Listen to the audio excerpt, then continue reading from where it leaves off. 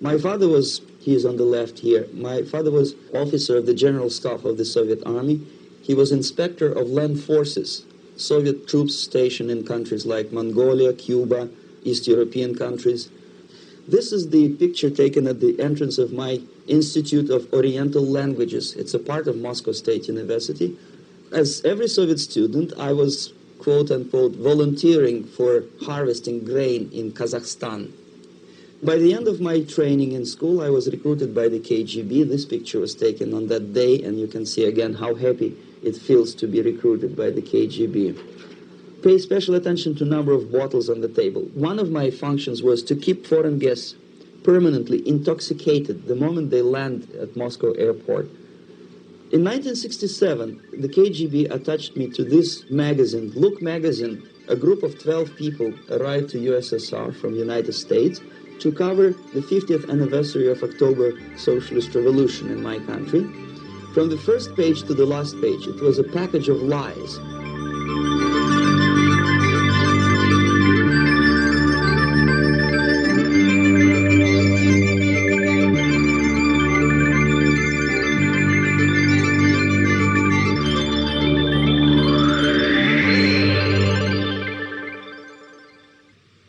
Our conversation is with Mr. Yuri Alexandrovich Bezmenov. Mr. Bezmenov was born in 1939 in a suburb of Moscow. He was the son of a high-ranking Soviet Army officer. He was educated in the elite schools inside the Soviet Union and became an expert in Indian culture and Indian languages. He had an outstanding career with Novosti, which was and still is, I should say, the press arm or the press agency of the Soviet Union. It turns out that this is also a front for the KGB. One of his interesting assignments was to brainwash foreign diplomats when they visited Moscow. And he'll tell us a little bit about how they did this and how they planted information which eventually wound up in the press of the free world. He escaped to the West in 1970 after becoming totally disgusted with the Soviet system, and he did this at great risk to his life. He certainly is one of the world's outstanding experts on the subject of Soviet propaganda and disinformation and active measures. Mr. Bezmenov, I'd like to begin by having you tell us a little bit about some of your childhood memories. Well, the most vivid memory of my childhood was Second World War, or to be more precise, the end of the Second World War, when all of a sudden United States, from a friendly nation, which helped us to defeat Nazism, turned overnight into a deadly enemy. And it was very shocking because all newspapers were trying to present an image of belligerent, aggressive American imperialism. Most of the things that we were taught is that United States is aggressive power, which is just about to invade our beautiful, free, socialist country, that American CIA is dropping Colorado beetles on our beautiful potato fields to eliminate our crops, and each schoolboy had a picture of Colorado bug on the back page of his notebook, and we were instructed to go into collective fields to search for those little Colorado bugs. Of course, we couldn't find any, neither we could find many potatoes, and that was explained again by the encroachments of the decadent imperialist power. The anti-American paranoia, hysteria in the Soviet propaganda was to of such a higher degree that many less skeptical people or less stubborn would really believe that the United States is just about to invade our beautiful motherland, and some secretly hope that it will come true. That's interesting. Yes. Well, getting back to life inside the Soviet Union or inside communist countries in general, in this country, at the university level primarily, we read and hear that the Soviet system is different from ours, but not that different, and that there is a convergence developing between all of the systems of the world, and that really doesn't make an awful lot of difference what system you live under because you have corruption and dishonesty and tyranny and all that sort of thing. From your personal experience, what is the difference between life under communism and life in the United States? Well, life is obviously very much different for simple reason that the Soviet Union is a state capitalist economically. It's a state capitalism where an individual has absolutely no rights, no value. His life is nothing. It's just like an insect. He is disposable. Whereby in the United States, even the worst criminal is treated as a human being. He has a fair trial, and some of them capitalize on their crimes. They publish their memoirs in their prisons and get handsomely paid by your crazy publishers. The differences, of course, in the daily life are very various, depending on whom we are talking about. In my own private life, I never suffered from communism simply because I was brought up in a family of high-ranking military officer. Most of the doors were open for me. Most of my expenses were paid by the government, and I never had any troubles with the authorities or with the police. So, in other words, I would say I enjoyed, or I had good reasons to enjoy all the advantages of so-called socialist system. Mm-hmm. My main motivations to defect had nothing to do with affluence. It was mainly moral indignation, moral protest, rebellion against the inhuman methods of the Soviet system. Well, specifically, what did you object to? I objected, first of all, against oppression of my own dissidents and intellectuals. And that was the most disgusting thing that I witnessed as a young man, young student, who was brought up a very troublesome period in our history, from Stalin to Khrushchev, from total tyranny and oppression to some kind of liberalization. Second, when I started working for the Soviet embassy in India, to my horror, I discovered that we are millions times more oppressive than any colonial or imperialist power in the history of mankind.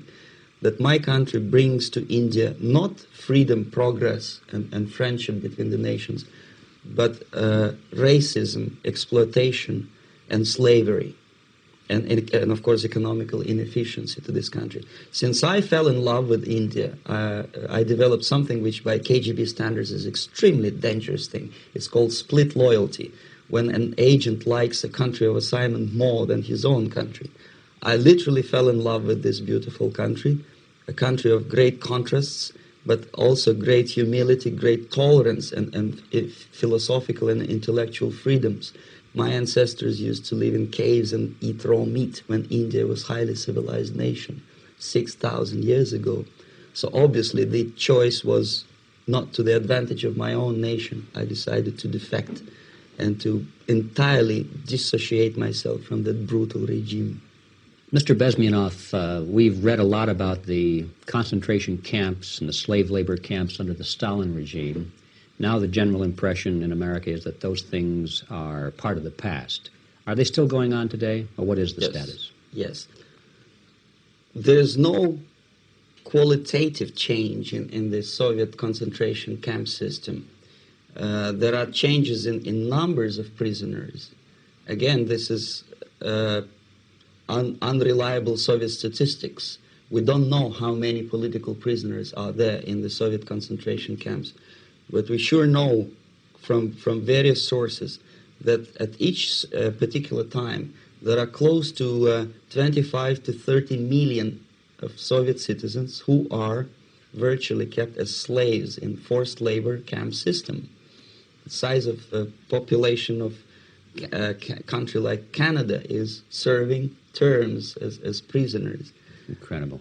So I would say that those intellectuals who try to convince American public that concentration camp system is a thing of a past are either conscientiously misleading public opinion, or they are not very intellectual people. They're selectively blind. They lack intellectual honesty when they say that. Well, we've spoken about the intellectuals in this country and also the intellectuals in the Soviet Union. What about down at the broad mass level? Do the people in general, the working people, the workers in general in the Soviet Union, do they support the system? Do they tolerate it? What is their attitude? Well, average Soviet citizen, if there is such an animal, of course, does not like the system because it hurts, it kills. He may not understand the reasons. He may not have enough information or educational background to understand. But I doubt very much there are many people who are conscientiously supporting the Soviet system. There are not such people in USSR. Even those who have all the reasons to enjoy socialism, people like myself, who were a member of journalistic elite, they also hate the system for different reasons, though. Not because they lack material affluence, but because they are unfree to think, they are in constant fear, duplicity, split personality. And this is the greatest tragedy for my nation. Well, what do you think are the chances of the people actually overcoming their system or replacing it?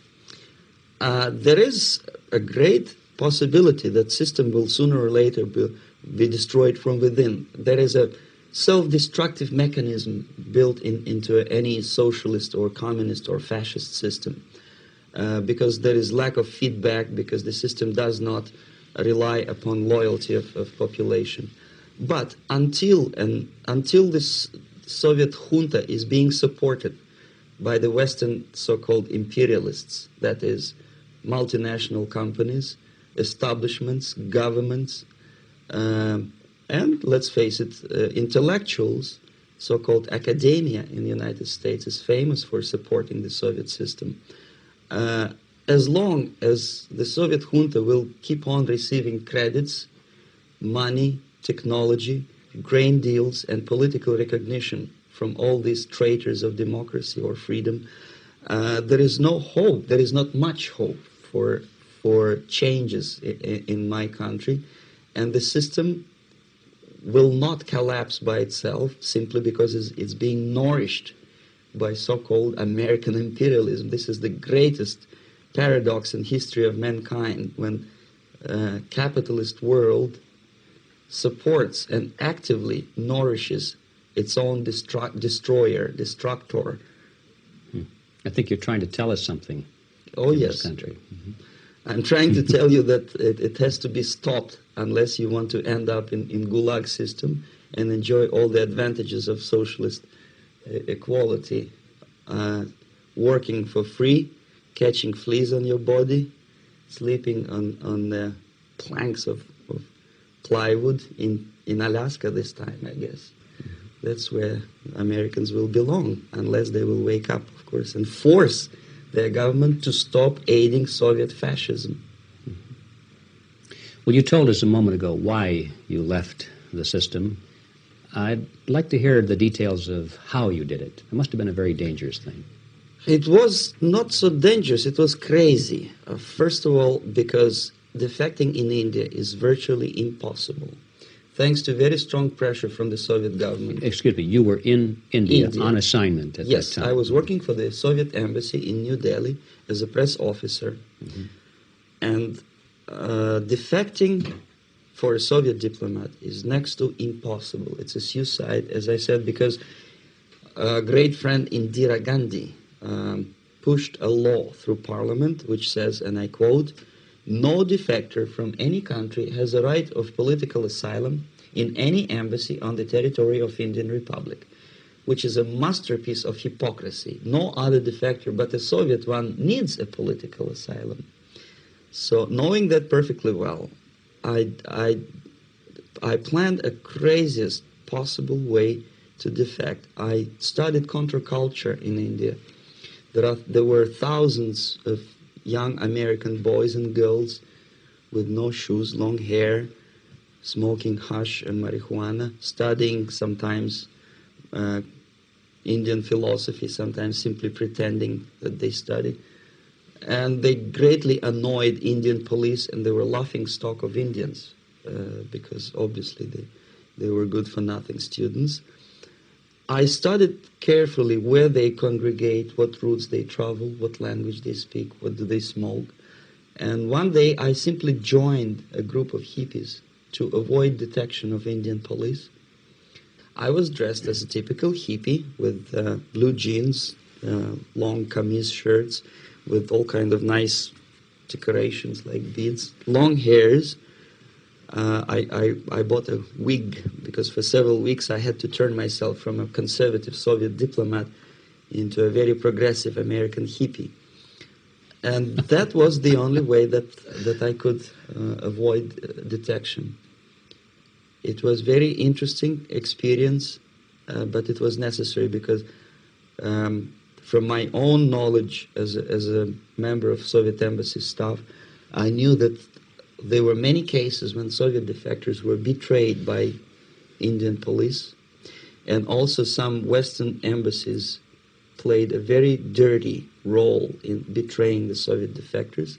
According to our information, they were some, I wouldn't call them double agents, but simply immoral people working for this for the United States embassy, and confiding in people like this would be a suicide. So I had to be extremely careful. I could not trust anyone, and that was the reason for such a crazy way to defect. Well, had you been caught in the act of trying to get out, what would have happened to you? Oh, most likely I would end up in concentration camp, or depending on the situation and on the whim of some bureaucrat in KGB. Maybe even executed. This is normal practice. Quietly, of course, not publicly. But that would be the end of my defection, of course. Well, when did you finally make it to the United States? In 1970, after about 6 months of debriefing in Athens by the CIA, and I presume FBI too, they let me go first to Germany, then to Canada.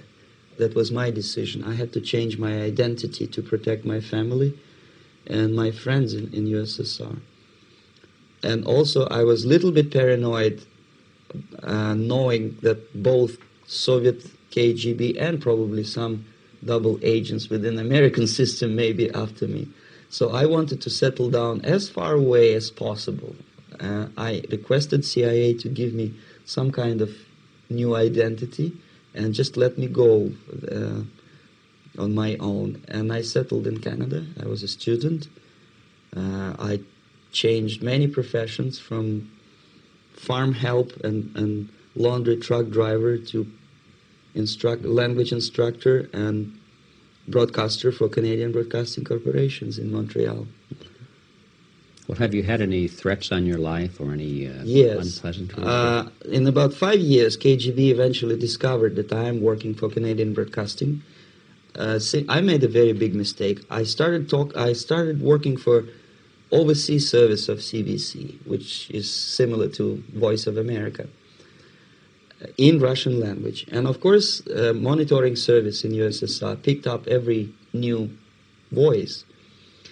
Every new announcer they would make it a point to discover who he is. And in 5 years, sure enough, slowly but surely, they discovered that I am not Thomas Schumann, that I am Yuri Alexandrovich Bezmenov, and that I am working for Canadian Broadcasting, and undermining beautiful détente between Canada and USSR. And the Soviet ambassador Alexander Yakovlev made it his personal effort to discredit me. He complained to Pierre Trudeau, who is known to be a little bit soft on socialism. And the management of CBC behaved in a very strange, cowardly way, unbecoming to representatives of an independent country like Canada. They listened to every suggestion that Soviet ambassador gave, and they started shameful investigation, analyzing content of my broadcasts to USSR. And sure enough, they discovered that some of my statements were probably would be offending to the Soviet Politburo. So I had to leave my job. And of course, subtle intimidations. They would say something like, please cross the street carefully because, traffic is very heavy in Quebec. And fortunately, I know about the psychology and the logic of activity of the KGB, and I never allowed myself to be intimidated. This is the worst thing. This is what they expect a defector, to be intimidated. Once they spot that you are scared, they keep on developing that line, And then eventually you either have to give up entirely and work for them, or they neutralize you. They would definitely stop all kind of political activity, which they failed to do in my case, because I was stubbornly working for the Canadian Broadcasting. And in response to their intimidations, I said that, look, this is a free country, and I am as free as you are. And I also can drive very fast. And gun control is not yet established in Canada, so I had a couple of good shotguns in my basement. So welcome to visit me someday with your Kalashnikov's machine guns. So obviously it didn't work. Intimidation didn't work. So they tried different approach, as I described. They approached on the highest level, on the level of Canadian bureaucracy. And on that level they were successful. On that level they were successful. On individual level they failed flat.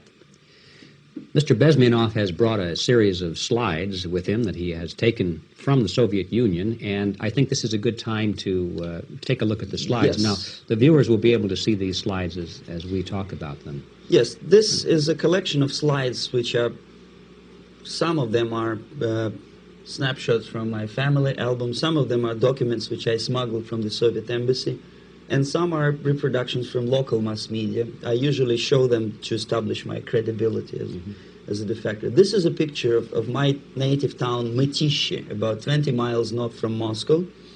Characteristically, there is a statue of Comrade Lenin in the central square. This is myself at the age of 7, again, characteristically, under the statue of Comrade Stalin extending his friendly hand to peoples of the world. At that age, of course, I was still idealistically minded young communist, and I still believe that sooner or later things will go for better. But I realized that the system stinks, that something is fishy, and that ideology is fake, and the propaganda about advanced Soviet agriculture simply didn't meet the criteria of reality. If they talk about abundance of food and there is none in the stores, there must be something wrong. My father was, he is on the left here, my father was officer of the General Staff of the Soviet Army. He was inspector of land forces, Soviet troops stationed in countries like Mongolia, Cuba, East European countries. Were he alive today, most likely he would be inspecting Soviet troops in Nicaragua, Angola, and many other parts of the world.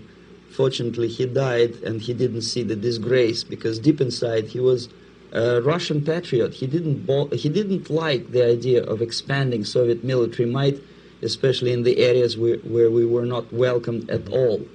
Unlike many other military officers, he was reporting directly to the Minister of Defense, bypassing KGB and diplomatic service. In other words, he was a trusted military professional. And my impression that this type of people are much less hawkish and adventuristic than party bureaucrats in Kremlin. When American mass media describes Soviet military as potentially dangerous counterpart for Pentagon, I simply laugh, because I know better. I know that the most dangerous part of the Soviet power structures are not military at all.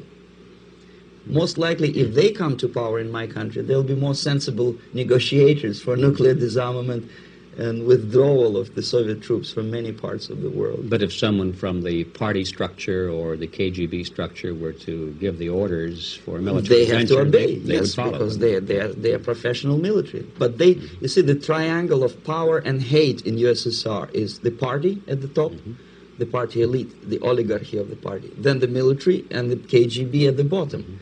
They hate each other. And the most hated triangle, the most hated corner of the triangle is the Communist Party bureaucrats. They are the most adventuristic, senile megalomaniacs. They can start war. I wouldn't be surprised. Not the military. They know what war is. At least my father did. This is the picture taken at the entrance of my Institute of Oriental Languages. It's a part of Moscow State University. I graduated in 1963. And Now, excuse me, which one were you on? I am on the right. You're on the right. And on the left is my my schoolmate Vadim Smirnov, who later was a apparatchik in the Central Committee of the Soviet Union Communist Party. What is an apparatchik? It's a functionary, something like civil service in British Empire. Someone who is never fired from the service. He stays there internally. He may not be promoted too high, but he's a dependable bureaucrat who will stay forever. I studied not only languages, but also history, literature, even music. I'm on this picture, I'm trying to learn how to play Indian musical instrument. I even tried to look like an Indian when I was second-year student. Not bad, really.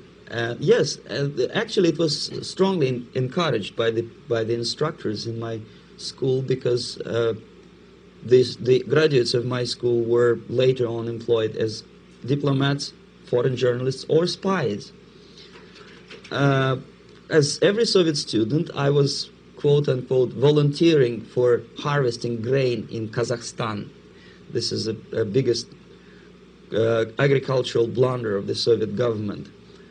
But I didn't have much choice, of course, because the communist motto borrowed from the Bible says, "Those who do not work shall not eat." And you can see me eating, therefore I was working, and you can see how happy I was about it. I went through a very extensive physical and military training, including the military games in areas, suburban areas of Moscow. And here, for example, we are on a tour in Arkhangelsk area. And by the end of my training in school, I was recruited by the KGB. This picture was taken on that day, and you can see again how happy it feels to be recruited by the KGB. Our conversation with Yuri Alexandrovich Bezmenov, who is a defector from the Soviet Union, a former propaganda agent for Novosti and the KGB, will continue after this message.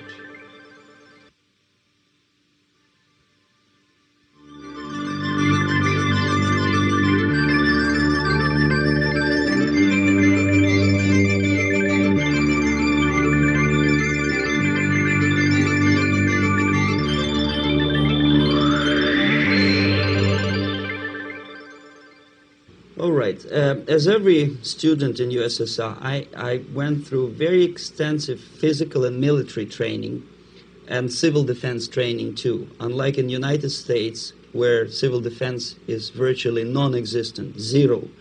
In USSR, every student, whatever his major subject, has to go through very extensive 4-year military and civil defense training. You can see me here with a group of students during one of the war games near Moscow. The main idea, of course, is to prepare a huge reserve army of the USSR. Each student has to graduate as a junior lieutenant. In my case, it was administrative and military intelligence service. My first assignment was to India as a translator with the Soviet Economical Aid Group, building refinery complexes in Bihar state and Gujarat state. At that time, I was still naively, idealistically believing that what I was doing contributes to the understanding and cooperation between the nations. It took me quite a number of years to realize that what we were bringing to India was a new type of colonialism, 1,000 times more oppressive and exploitative than any colonialism or imperialism in history of mankind. But at that time, I was still hoping that, well, maybe it's not that bad, could be worse, and things may go for better. And I even tried to implement the beautiful Marxist motto, proletarians of all the countries unite. I tried to unite with a nice Indian girl, and I was fascinated by Indian culture, by the family life in this country. But obviously, Communist Party had different plans for my genes, so I had to marry this beautiful Russian girl. In the span of my career, I married 3 times. Most of these marriages were marriages of convenience, on advice from the Department of Personnel. This is normal practice in USSR. When a Soviet citizen is assigned to a foreign job, he has to be married, either to keep family in USSR as hostages, or, if it's a convenience marriage like mine, so that the husband and wife are virtually informers on each other to prevent defection or contamination by decadent imperialist or capitalist ideas. In my case, I hated that girl so much that the moment I landed in Moscow, we were divorced, and I married later, second time. By the end of my first assignment in India, I was promoted to the position of public relation officer. You can see me here translating a speech by a Soviet boss. And you're on the right. I'm on the right here, yes. And it was, the occasion was commissioning of the refinery complex in Bihar, Barauni. Back in Moscow, I was immediately recruited by Novosti Press Agency, which is a propaganda and ideological subversion front for the KGB. 75% of the members of the Novosti are commissioned officers of the KGB. The other 25 are, like myself, co-opted agents who are assigned to specific operations. In this particular case, you can see me talking to students of Lumumba Friendship University in Moscow. This is a huge school under the direct control of the KGB and Central Committee, where future leaders of the so-called national liberation movements are being educated and selected carefully. And some of them have absolutely, this, for example, is a group of students from Lumumba. They don't look like students at all. They look more like military, and that's exactly what they were. They were dispatched back to their countries to be leaders of the so-called national liberation movements, or to be translated into normal human language, leaders of international terrorist groups. Another area of activity when I was working for the Novosti was to accompany groups of so-called progressive intellectuals, writers, journalists, publishers, teachers, professors of colleges. You can see me here in Kremlin. I'm second on the left, with a group of Pakistani and Indian intellectuals. Most of them pretended they don't understand that we are actually working on behalf of the Soviet government and the KGB. They pretended that they are actually being guests, VIP intellectuals, that they are treated according to their merits and their intellectual abilities. For us, they were just a bunch of political prostitutes to be taken advantage for various propaganda operations.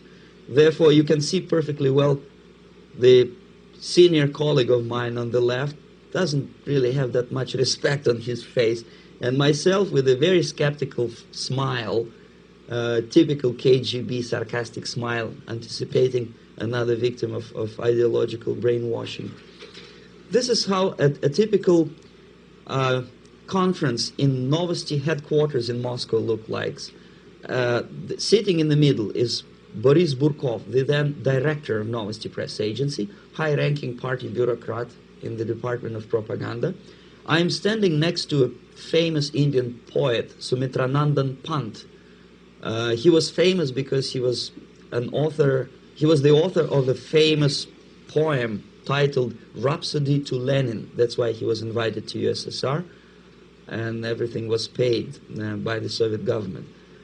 Pay special attention to number of bottles on the table. This is one of the ways to kill the awareness or curiosity of foreign journalists. One of my functions was to keep foreign guests permanently intoxicated the moment they land at Moscow airport. I had to take them to the VIP lounge and toast to friendship and understanding between the nations of the world. Glass of vodka, then a second glass of vodka. And in no time, my guests would be feeling very happy. They would see everything in kind of pink, nice color.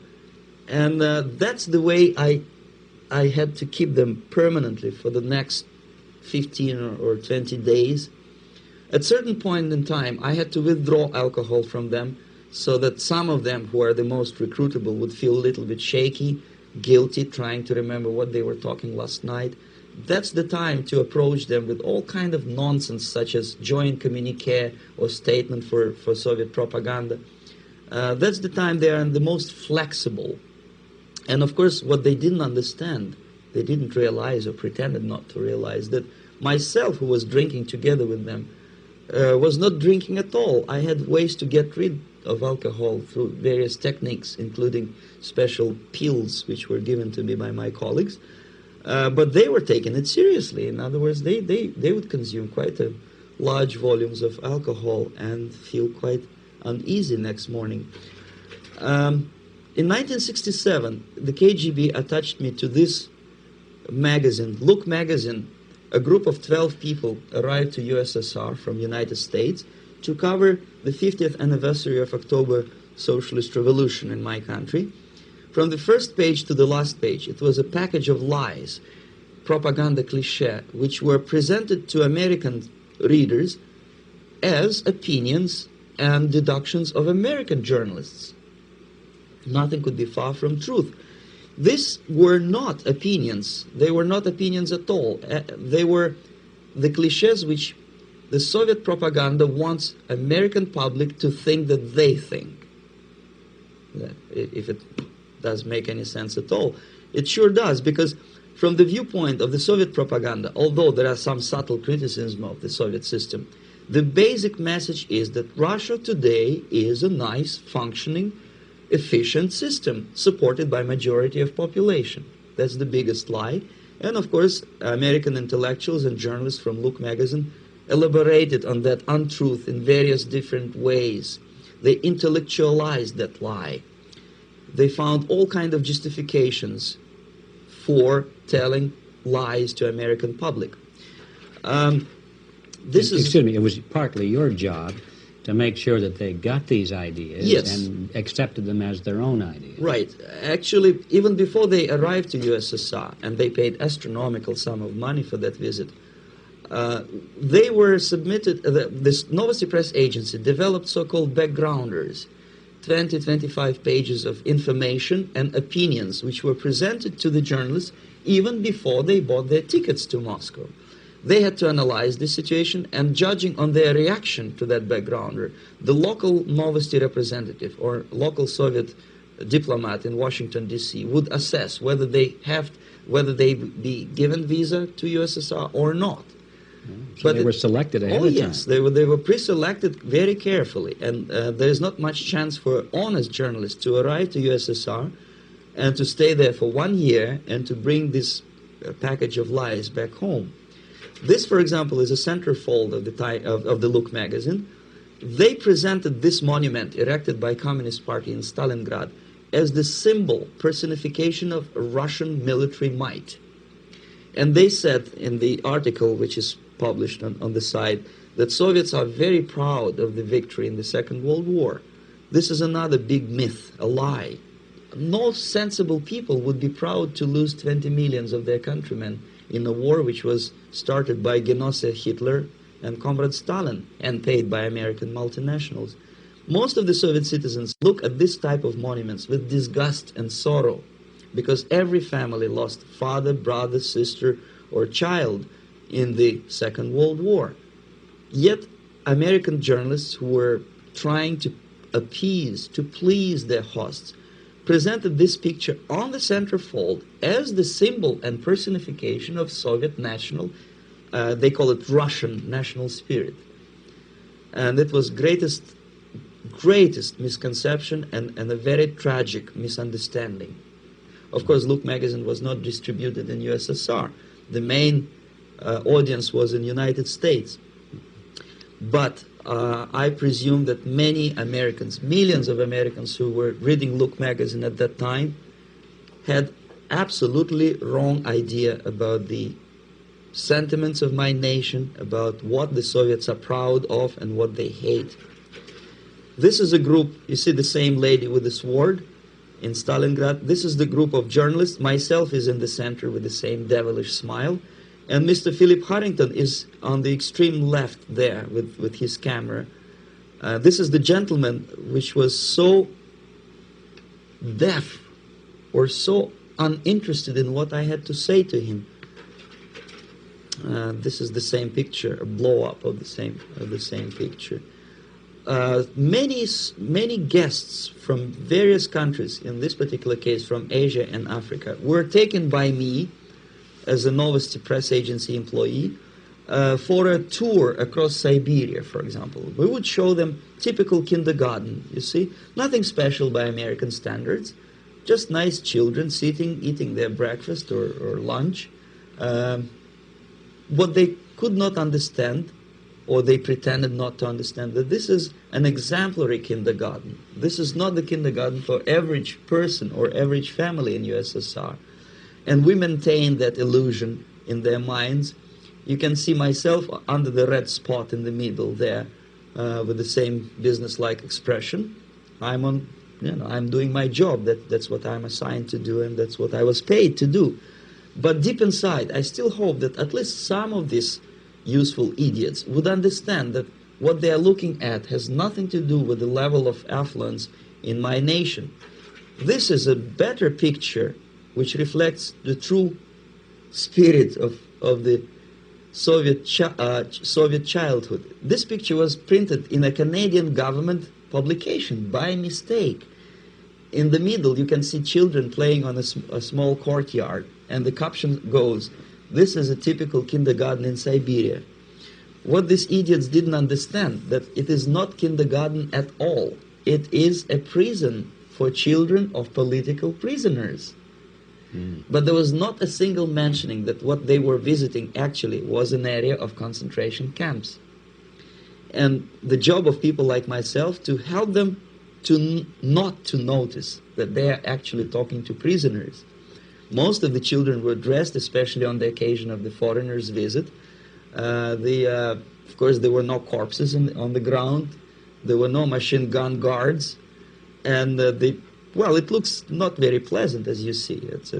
It looks dull, but obviously it does not create an impression that this is actually a prison. Well, did any of the journalists have the curiosity to ask about prisons and that kind of thing? Yes. They were in Siberia. This Yes. is what you associate. Yes, some of them asked questions, and naturally we would give them, for the stupid question, we give them stupid answer. No, there are no prisons in Siberia. No, most of the people who you see are free citizens of USSR. They are very happy to be here, and they are contributing to the glory of the socialist system.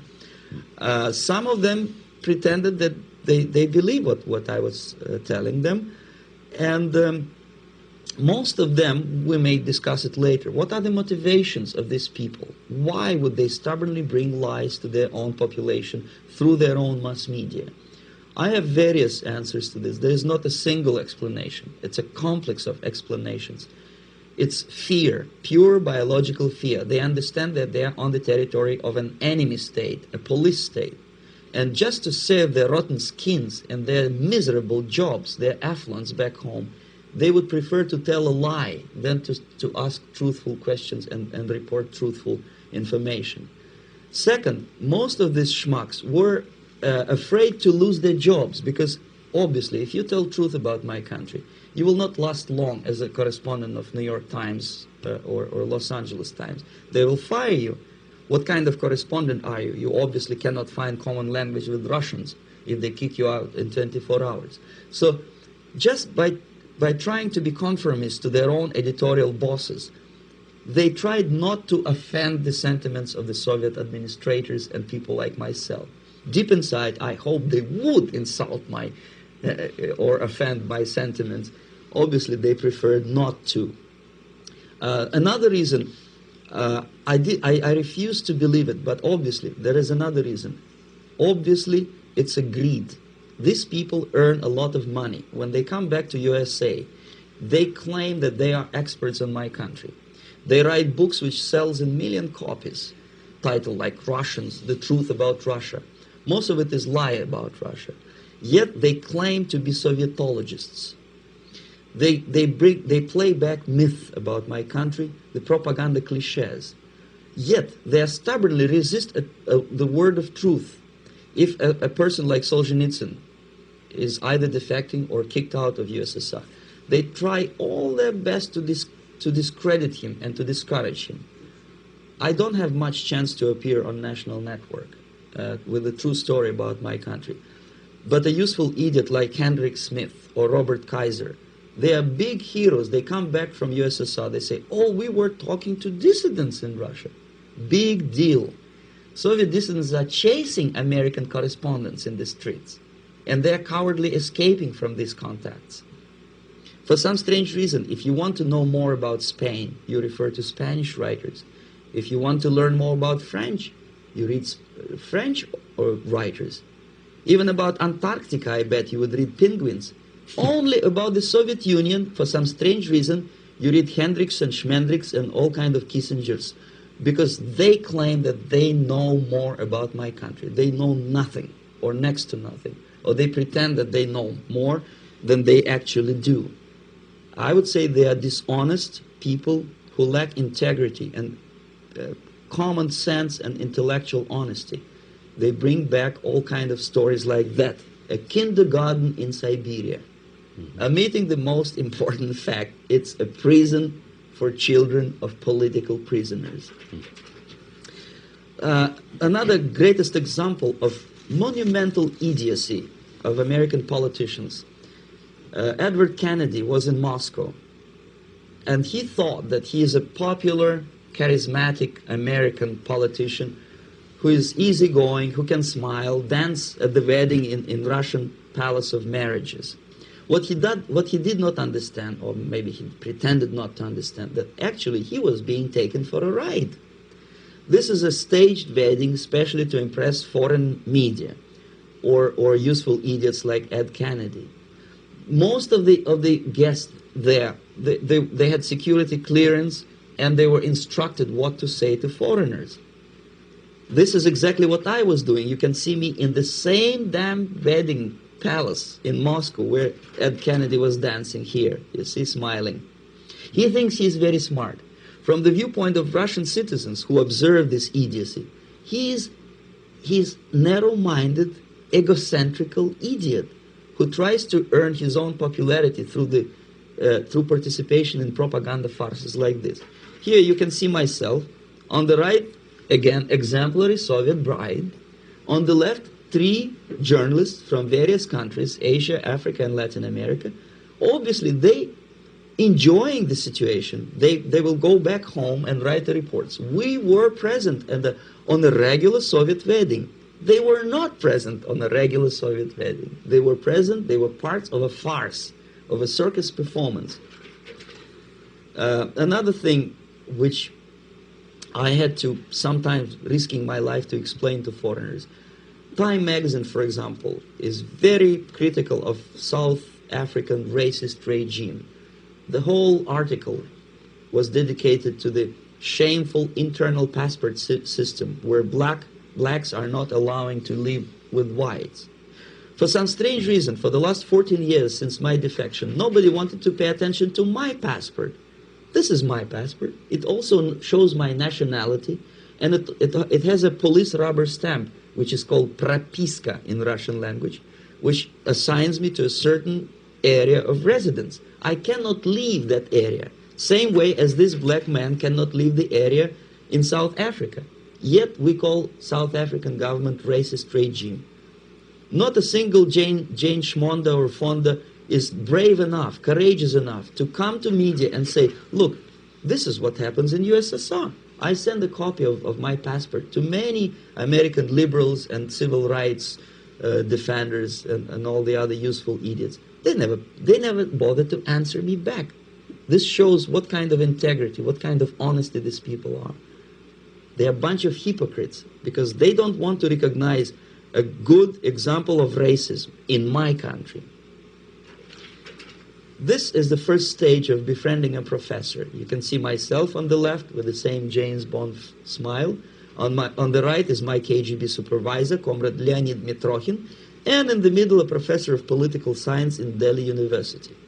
The next stage would be to invite him to a gathering of Indo-Soviet Friendship Society. There he is sitting next to his wife before he is being sent to USSR for a free trip. Everything is paid by the Soviet government.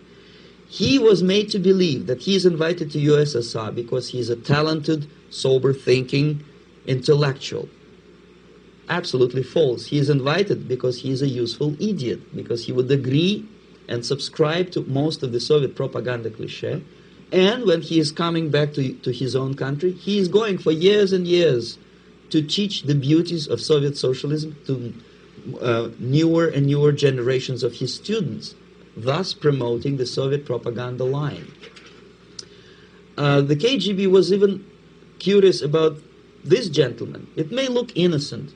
Maharishi Mahesh Yogi, a great spiritual leader, or maybe a great charlatan and crook, depending on from which side you are looking at him.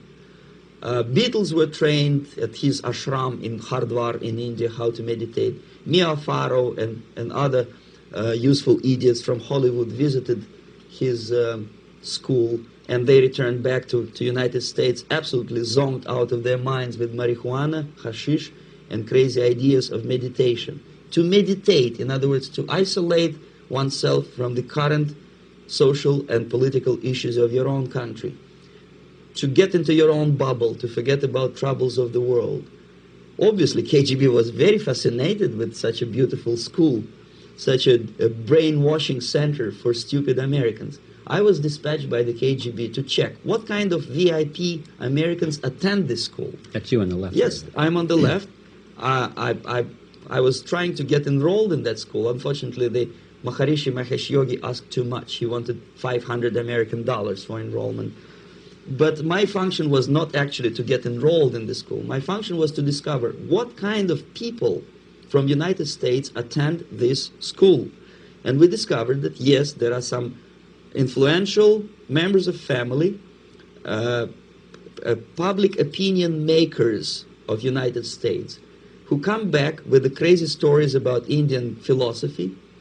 Indians themselves look upon them as idiots, useful idiots. To say nothing about KGB, who looked at them as extremely naive, misguided people.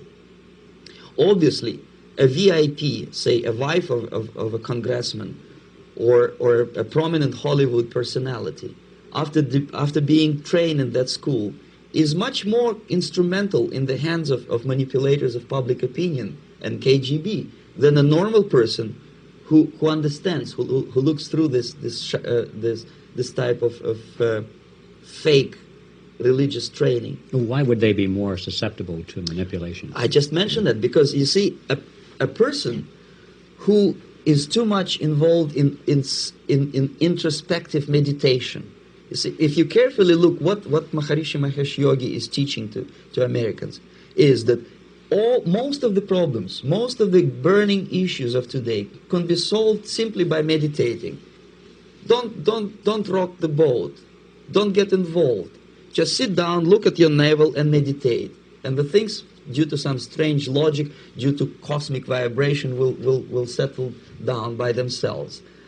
This is exactly what the KGB and Marxist-Leninist propaganda wants from Americans, to distract their opinion, attention, and mental energy from real issues of the United States into a non-issues, into a non-world, non-existent harmony.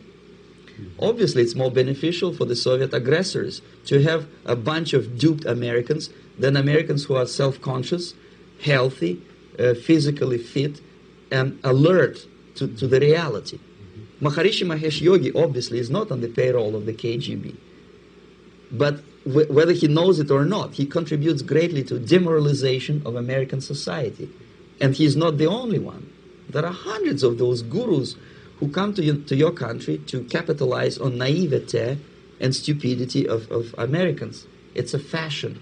It's a fashion to meditate. It's a fashion not to be involved. So obviously, you can see that if KGB were that curious, if they paid my trip to Hardwar, if they assigned me to that strange job, obviously they were very much fascinated.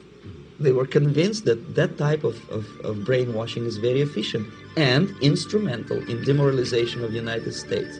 Our conversation with Yuri Alexandrovich Bezmenov, who is a defector from the Soviet Union, a former propaganda agent for Novosti and the KGB, will continue after this message.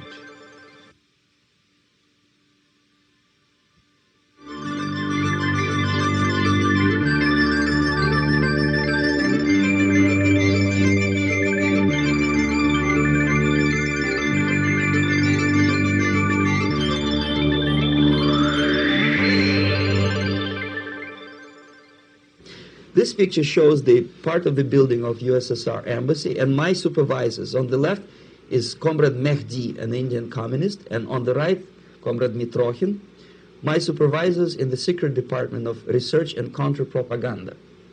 It has nothing to do with either research or counter-propaganda. Most of the activity of that department was to compile huge volume of information on individuals who were instrumental in creating public opinion. Publishers, editors, journalists, actors, educationalists, professors of political science, members of parliament, representatives of business circles. Most of these people were divided roughly in two groups. Those who would toe the Soviet foreign policy, they would be promoted to the positions of power through media and public opinion manipulation. Those who refused the Soviet influence in their own country would be character assassinated or executed physically come revolution.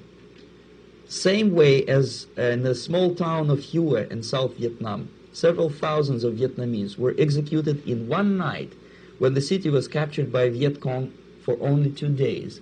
And American CIA could never figure out how could possibly communists know each individual, where he lives, where to get him, and would be arrested in one night, basically in some 4 hours before dawn, put on a van, taken out of the city limits and shot. The answer is very simple. Long before communists occupied the city, there was extensive network of informers, local Vietnamese citizens, who knew absolutely everything about people who are instrumental in public opinion, including barbers and taxi drivers. Everyone who was sympathetic to the United States was executed. Same thing was done under the guidance of the Soviet embassy in Hanoi, and same thing I was doing in New Delhi. To my horror, I discovered that in the files where people were doomed to execution, there were names of pro-Soviet journalists with whom I was personally friendly. Pro-Soviet? Yes. They were idealistically minded leftists who made several visits to USSR, and yet the KGB decided that come revolution or drastic changes in political structure of India, they will have to go. Why is that? Because they know too much. Simply because, you see, the useful idiots, the leftists who are idealistically believing in the beauty of Soviet socialist or communist or whatever system, when they get disillusioned, they become the worst enemies. That's why my KGB instructors specifically made a point, never bother with leftists. Forget about these political prostitutes. Aim higher. This was my instruction. Try to get into large circulation, established conservative media. Filthy rich movie makers, intellectuals, so-called academic circles. Cynical, egocentric people who can look into your eyes with angelic expression and tell you a lie. These are the most recruitable people, people who lack moral principles, who are either too greedy or too suffer from self-importance. They feel that they matter a lot. These are the people who KGB wanted very much to recruit. But to eliminate the others, to execute the others, don't they serve some purpose? Wouldn't they be the ones we rely on? They serve purpose only at the stage of destabilization of a nation. For example, your leftists in United States, all these professors and all these beautiful civil rights defenders, they are instrumental in the process of the subversion only to destabilize the nation. When their job is completed, they are not needed anymore. They know too much. Some of them, when they get disillusioned, when they see that Marxist-Leninists come to power, obviously they get offended. They think that they will come to power. That will never happen, of course. They will be lined up against the wall and shot.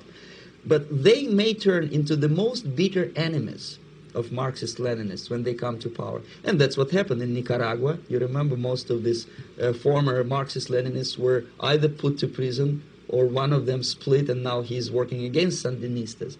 It happened in Grenada when Maurice Bishop was already a Marxist. He was executed by a new Marxist who was more Marxist than this Marxist.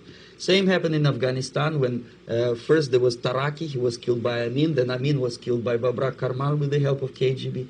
Same happened in Bangladesh when Mujibur Rahman, very pro-Soviet leftist, was assassinated by his own Marxist-Leninist military comrades. It's the same pattern everywhere. The moment they serve their purpose, all the useful idiots are either be executed entirely, all the idealistically minded Marxists, or exiled or put in prisons, like in Cuba. Many former Marxists are in Cuba. In prison. So most of the Indians who were cooperating with the Soviets, especially with our Department of Information of the USSR Embassy, were listed for execution. And when I discovered that fact, of course I was sick. I was mentally and physically sick. I thought that I'm going to explode one day during the briefing at the ambassador's office. I would stand up and say something that we are basically a bunch of murderers. That's what we are. It has nothing to do with friendship and understanding between the nation and blah, blah, blah. We are murderers. We behave as a bunch of thugs in a country which is hospitable to us, a country which with ancient traditions. But I did not defect. I tried to get the message across. To my horror, nobody wanted even to listen, least of all to believe what I had to say. And I tried all kinds of tricks. I would leak information through letters or lost documents or something like that. And still I got no message. The message was not published, even in the conservative mass media of India. The immediate impulse to defect was Bangladesh crisis, which was described by American correspondents as Islamic grassroots revolution, which is absolute baloney. There was nothing to do with Islam, and there was no grassroots revolution. Actually, there are no grassroots revolutions, period. Any revolution is a byproduct of a highly organized group of conscientious and professional organizers, but it has nothing to do with grassroots.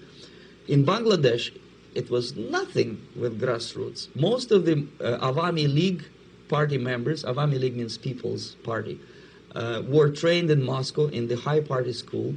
Most of the Mukti Fauj leaders, Mukti Fauj in Bengali means People's Army, same as SWAPO and all kind of liberation armies all over the world, the same bunch of useful idiots.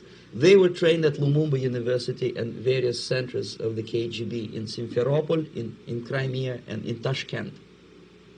So when I saw that Indian territory is being used as a jumping board to destroy East Pakistan, I saw myself thousands of so-called students traveling through India to East Pakistan, through the territory of India, and Indian government pretended not to see what's going on. They knew perfectly well, the Indian police knew it, the intelligence department of the Indian government knew it, the KGB of course knew it, and the CIA knew it.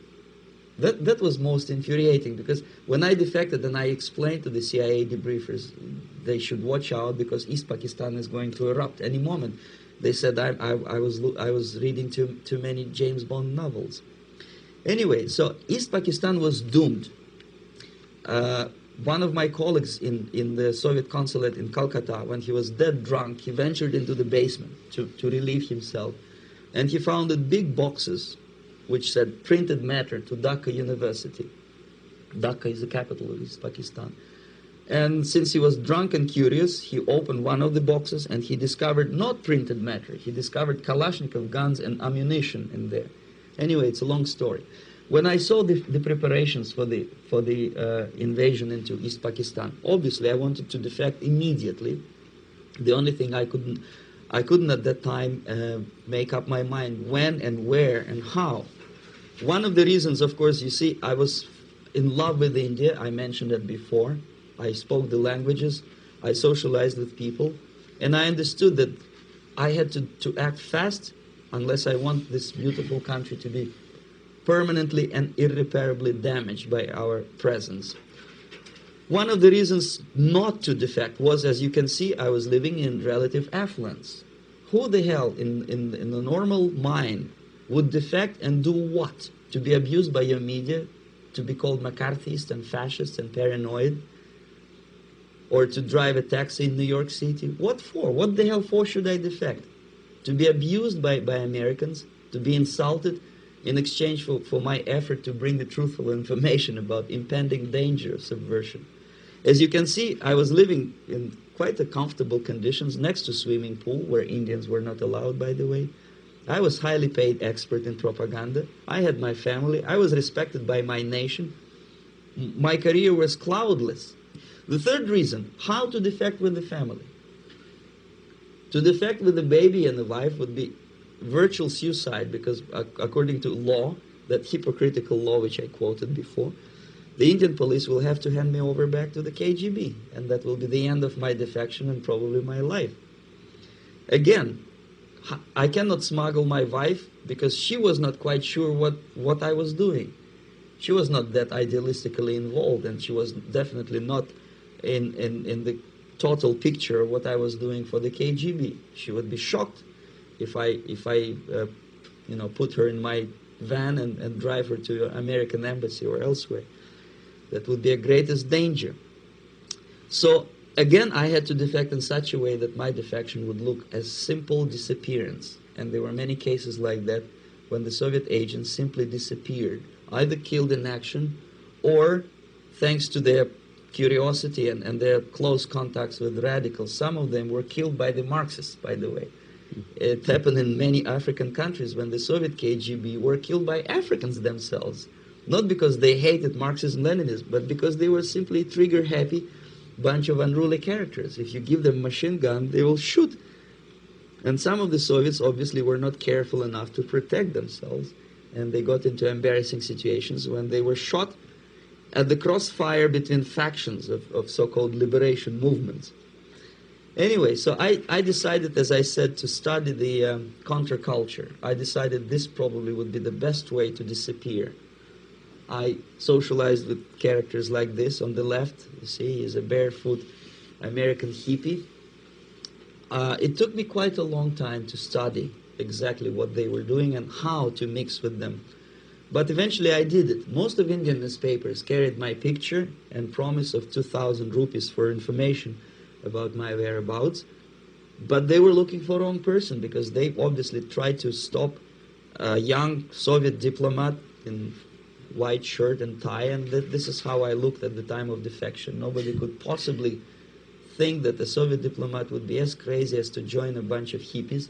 That's you. Yes, travel India and smoke hash. So I made it literally almost like a Hollywood-style detective story. From under the nose of the KGB in Bombay airport, I landed the plane and I flew to Greece, where I was debriefed by the CIA. That's basically that's all for my slides. We can turn off the projector, and that's very interesting. Well, you spoke several times before about ideological subversion. That is a phrase that I'm afraid some Americans don't fully understand. When the Soviets use the phrase ideological subversion, what do they mean by it? Ideological subversion is the process which is legitimate, overt, and open. You can see it with your own eyes. All you have to do, all American mass media has to do, is to unplug their bananas from their ears, open up their eyes, and they can see it. There is no mystery. There is nothing to do with espionage. I know that espionage intelligence gathering looks more romantic. It sells more deodorants through the advertising, probably. That's why your Hollywood producers are so crazy about James Bond type of thrillers. But in reality, the main emphasis of the KGB is not in the area of intelligence at all. According to my opinion and opinion of many defectors of my caliber, only about 15% of time, money, and manpower is spent on espionage as such. The other 85% is a slow process which we call either ideological subversion or active measures, активные мероприятия in the language of the KGB, or psychological warfare. What it basically means is to change the perception of reality of every American to such an extent that despite of the abundance of information, no one is able to come to sensible conclusions in the interests of defending themselves, their families, their community, and their country. It's a great brainwashing process which goes very slow, and it's divided in 4 basic stages. The first one being demoralization. It takes from 15 to 20 years to demoralize a nation. Why that many years? Because this is the minimum number of years which requires to educate one generation of students in the country of your enemy. exposed to the ideology of the enemy. In other words, Marxism-Leninism ideology is being pumped into the soft heads of at least 3 generations of American students without being challenged or counterbalanced by the basic values of Americanism, American patriotism. The result you can see.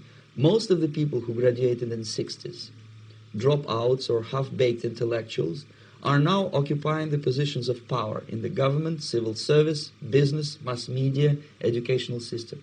You are stuck with them. You cannot get rid of them. They are contaminated. They are programmed to think and react to certain stimuli in a certain pattern. You cannot change their mind, even if you expose them to authentic information, even if you prove that white is white and black is black. You still cannot change the basic perception and the logic of behavior. In other words, these people, the process of demoralization is complete and irreversible. To get rid society of these people, you need another 20 or 15 years to educate a new generation of patriotically minded and common sense people who would be acting in favor and in the interests of the United States society. And yet these people who've been programmed and, as you say, in place and Yes. who are favorable to an opening with the Soviet concept, these are the very people who would be marked for extermination in this country? Most of them, yes. Simply because the psychological shock when they will see in future what the beautiful society of equality and social justice means in practice, obviously they will revolt. They will be very unhappy, frustrated people, and the Marxist-Leninist regime does not tolerate these people. They will join the links of dissenters, dissidents. Unlike in present United States, there will be no place for dissent in future Marxist-Leninist America.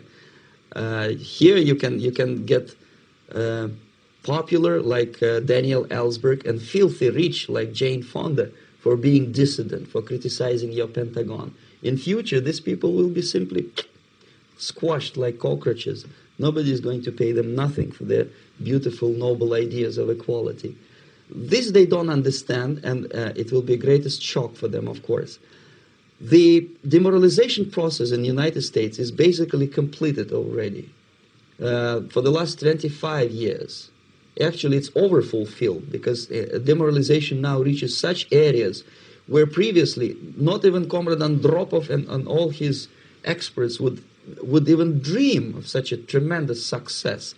Most of it is done by Americans to Americans, thanks to lack of moral standards. As I mentioned before, exposure to true information does not matter anymore. A person who was demoralized is unable to assess true information. The facts tell nothing to him. Even if I shower him with information, with authentic proof, with documents, with pictures, even if I take him by force to the Soviet Union and show him concentration camp, he will refuse to believe it until he is going to receive a kick in his fat bottom. When a military boot crashes his balls, then he will understand, but not before that. That's the tragic of the situation of demoralization. So basically, America is stuck with demoralization, and unless, even if you start right now, here, this minute, you start educating new generation of Americans, it will still take you 15 to 20 years to turn the tide of ideological perception of reality back to normalcy and patriotism. The next stage is destabilization. This time, subverter does not care about your ideas and the patterns of your consumption. Whether you eat junk food and get fat and flabby, it doesn't matter anymore. This time, and it takes only from 2 to 5 years to destabilize a nation, what matters is essentials: economy, foreign relations, defense systems. And you can see it quite clearly that in some areas, in such sensitive areas as defense and economy, the influence of Marxist-Leninist ideas in the United States is absolutely fantastic. I could never believe it 14 years ago when I landed in this part of the world that the process will go that fast. The next stage, of course, is crisis. It may take only up to 6 weeks to bring a country to the verge of crisis. You can see it in Central America now. And after crisis, with a violent change of power, structure, and economy, you have so-called the period of normalization. It may last indefinitely. Normalization is a cynical expression borrowed from Soviet propaganda. When the Soviet tanks moved into Czechoslovakia in '68, Comrade Brezhnev said, "Now the situation in brotherly Czechoslovakia is normalized." This is what will happen in the United States if you allow all these schmucks to bring the country to crisis, to promise people all kind of goodies and the paradise on earth, to destabilize your economy, to eliminate the principle of free market competition, and to put a big brother government in Washington, D.C., with benevolent dictators like Walter Mondale, who will promise lots of things, never mind whether the promises are fulfillable or not. He will go to Moscow to kiss the bottoms of new generation of Soviet assassins, never mind. He will create false illusions that the situation is under control. Situation is not under control. Situation is disgustingly out of control. Most of the American politicians, media, and educational system trains another generation of people who think they are living at a peacetime. False. United States is in the state of war, undeclared total war against the basic principles and the foundations of this system. And the initiator of this war is not Comrade Andropov, of course. It's the system. However ridiculous it may sound, the world communist system or the world communist conspiracy, whether I scare some people or not, I don't give a hoot. If you are not scared by now, nothing can scare you. But you don't have to be paranoid about it. What actually happens now, that unlike myself, you have literally several years to live on unless the United States wake up. The time bomb is ticking. With every second, the disaster is coming closer and closer. Unlike myself, you will have nowhere to defect to, unless you want to live in Antarctica with penguins. This is it. This is the last country of freedom and possibility. Okay, so what do we do? What is your recommendation to the American people? Well, the immediate thing that comes to my mind is, of course, there must be a very strong national effort to educate people in the spirit of real patriotism, number one. Number two, to explain them the real danger of socialist, communist, whatever, welfare state, big brother government. If people will fail to grasp the impending danger of that development, nothing ever can help United States. You may kiss goodbye to your freedom, including freedoms to homosexuals, to prison inmate. All these freedoms will vanish, evaporate in 5 seconds, including your precious lives. The second thing, the moment at least part of United States population is convinced that the danger is real, they have to force their government. And I'm not talking about sending letters, signing petitions, and all this beautiful, noble activity. I'm talking about forcing United States government to stop aiding communism. Because there is no other problem more burning and urgent than to stop the Soviet military-industrial complex from destroying whatever is left of the free world. And it is very easy to do. No credits, no technology, no money, no political or diplomatic recognition, and of course no such idiocy as grain deals to USSR. The Soviet people, 270 millions of Soviets, will be eternally thankful to you if you stop aiding a bunch of murderers who sit now in Kremlin and whom President Reagan respectfully calls government. They do not govern anything, least of all such complexity as the Soviet economy. So basic, two very simple, maybe two simplistic answers or solutions, but nevertheless, they are the only solutions. Educate yourself, understand what's going on around you. You are not living at the time of peace. You are in a state of war, and you have precious little time to save yourself.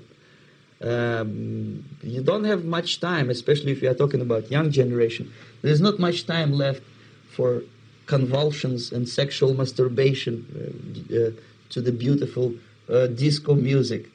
Very soon it will go, just overnight. If we are talking about capitalists or wealthy businessmen, I think they are selling the rope on which they will hang very soon. If they don't stop, if they cannot curb their unsettled desire for profit, and if they keep on trading with the monster of the Soviet communism, they are going to hang very soon. And they will pray to be killed, but unfortunately they will be sent to Alaska probably to manage industry of slaves. It's simplistic. I know it sounds unpleasant. I know Americans don't like to listen to things which are unpleasant. But I have defected not to tell you the stories about such idiocy as microfilm, James Bond type espionage. This is garbage. You don't need any espionage anymore. I have come to talk about survival. It's a question of survival of this system. You may ask me, what is it in for me? Survival, obviously, because unlike, as I said, I am now in your boat. If we sing together, we'll sing beautifully together. There is no other place on this planet to defect to.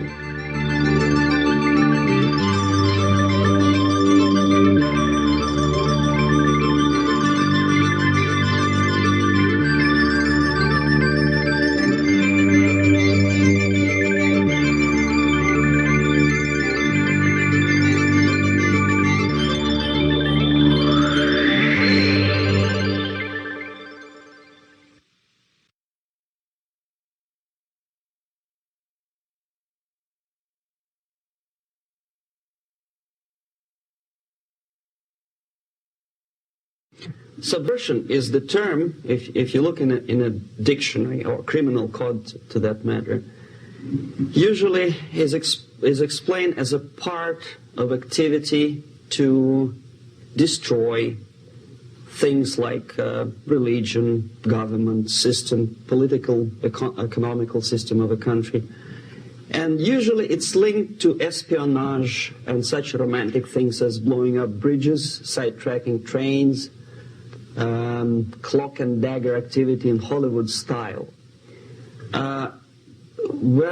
What I'm going to talk about now has absolutely nothing to do with the cliché of espionage or KGB activity of collecting information.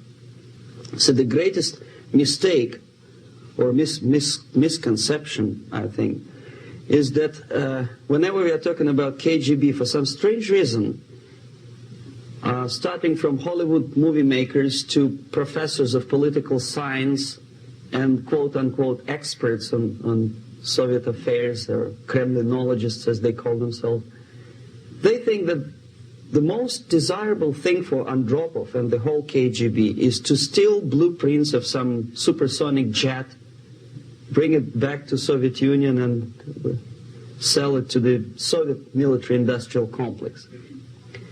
It's only partly true. If we take the whole time, money, and manpower that the Soviet Union and KGB in particular spends outside of USSR border, we will discover, of course there are no official statistics unlike with CIA or FBI, that the espionage as such occupies only 10 to 15% of money, time, and manpower. 15% of the activity of KGB. The rest, 85%, is always subversion. And unlike a dictionary of English, Oxford Dictionary, subversion in Soviet terminology means always a destructive, aggressive activity aimed to destroy the country, nation, or geographical area of your enemy. So there's no romantics in there, absolutely. No blowing up bridges, no microfilms in Coca-Cola cans, nothing of that sort. No James Bond nonsense. It's most of this activity is overt, legitimate, and easily observable if you give yourself time and trouble to observe it. But according to the law and law enforcement systems of the Western civilization, it's not a crime. Exactly because of misconception, manipulation of terms. We think that subverter is a person who is going to blow up our beautiful bridges. No. Subverter is a student who comes for exchange, a diplomat, an actor, an artist, a journalist like myself was 10 years ago. Now, subversion is an activity which is a two-way traffic. You cannot subvert an enemy which doesn't want to be subverted. If you know history of Japan, for example, before 20th century, Japan was a closed society. The moment a foreign boat comes to the shores of Japan, the Imperial Japanese Army politely tells them to get lost. And if American salesman comes to the shore of Japan, let's say 60 or 70 years from now back, and says, oh, I have a very beautiful vacuum cleaner for you, with the good financing, he says, please leave us, we don't need your vacuum cleaner. If they don't leave, they shoot them to preserve their culture, ideology, traditions, values intact. You were not able to subvert Japan. You cannot subvert Soviet Union because the borders are closed. The media is censored by the government. The population is controlled by the KGB and internal police. With all the beautiful glossy pictures of Time magazine and Magazine America, which is published by the American embassy in Moscow, you cannot subvert Soviet citizens because the magazine never reaches Soviet citizens. It's collected from the newsstands and thrown to garbage can. Subversion can be only successful when the initiator, the actor, the agent of subversion has a responsive target. It's a two-way traffic. United States is a receptive target of subversion. There is no response similar to that one from United States to the Soviet Union. It stops halfway somewhere. It never reaches here. The theory of subversion goes all the way back 2,500 years ago. The first human being who formulated the tactics of subversion was a Chinese philosopher by the name of Sun Tzu.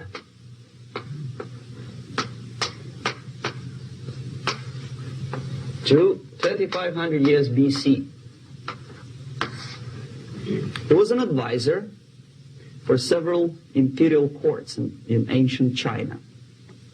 And he said, after long meditation, that to implement state policy in a warlike manner, it's the most counterproductive, barbaric, and inefficient to fight on a battlefield.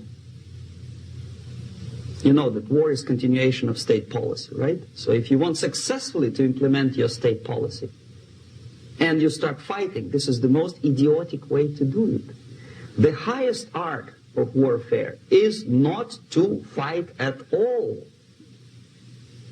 but to subvert anything of value in the country of your enemy, until such time that the perception of reality of your enemy is screwed up to such an extent that he does not perceive you as an enemy, and that your system, your civilization, and your ambitions look to your enemy as an alternative, if not desirable, then at least feasible. Better red than dead. That's the ultimate purpose, the final stage of subversion, after which you can simply take your enemy without a single shot being fired, if the subversion is successful. This is basically what subversion is. As you see, not a single mentioning of blowing up bridges. Of course, Sun Tzu didn't know about blowing up bridges. Maybe there were not that many bridges at that time. But the basics of subversion is being taught to every student of KGB school in USSR and to officers of military academies. I'm not sure if the same author is included in the list of reading for American officers, to say nothing about ordinary students of political science. I had difficulty to find the translation of Sun Tzu in the library of a university in Toronto and later on here in Los Angeles. But it's a book which is not available.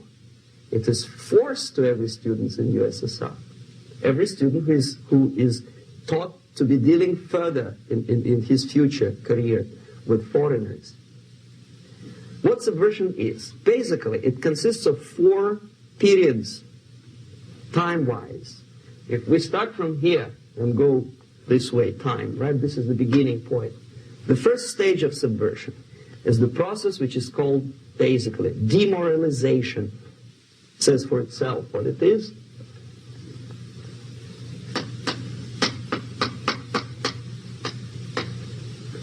It takes from,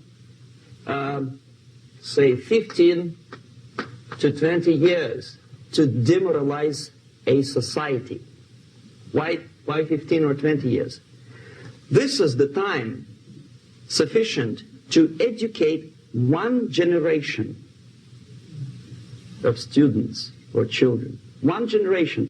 One lifetime span of a person, a human being, which is dedicated to study, to shaping up the outlook, ideology, personality. No more, no less. Usually it takes from 15 to 20 years. What it includes? It includes influencing, or by various methods, infiltration, propaganda methods, direct contacts, doesn't really matter. I will describe them later.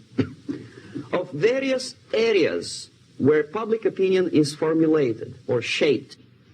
Religion, educational system, social life, administration, law enforcement system, military, of course, and labor and employer relations, economy.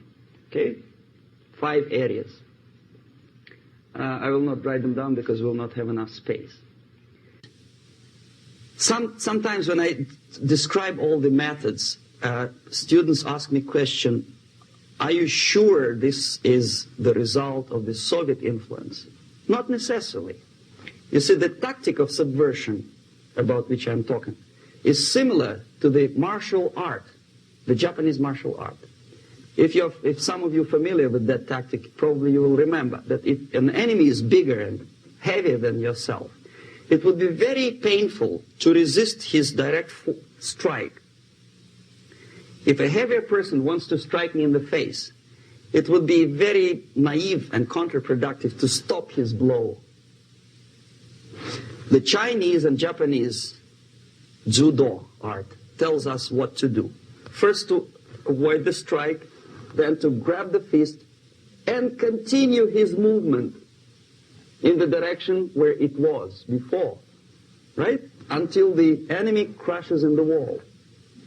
You see? So, what happens here? The target country obviously does something wrong. If it's a free democratic society, there are many different movements within the society. There are obviously, in every society, there are people who are against this society. They may be simple criminals, ideologically in disagreement with the state policy, conscientious enemies, simply psychotic personalities who are against anything, right? And finally, there are a small group of agents of a foreign nation, bought, subverted, recruited, right? The moment all these movements will be directed in one direction, right? This is the time to catch that movement and to continue it until the movement forces the whole society into collapse, into crisis, right? So that's exactly the martial art tactic. We don't stop an enemy. We let him go. We help him to go in the direction we want them to go. Okay?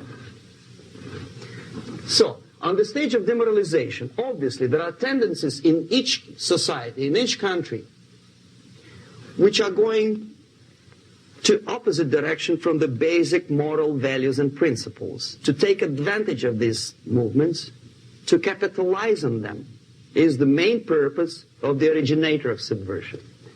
So we have religion, we have education, we have social life, we have power structure, we have labor relations, unions, and finally we have law and order.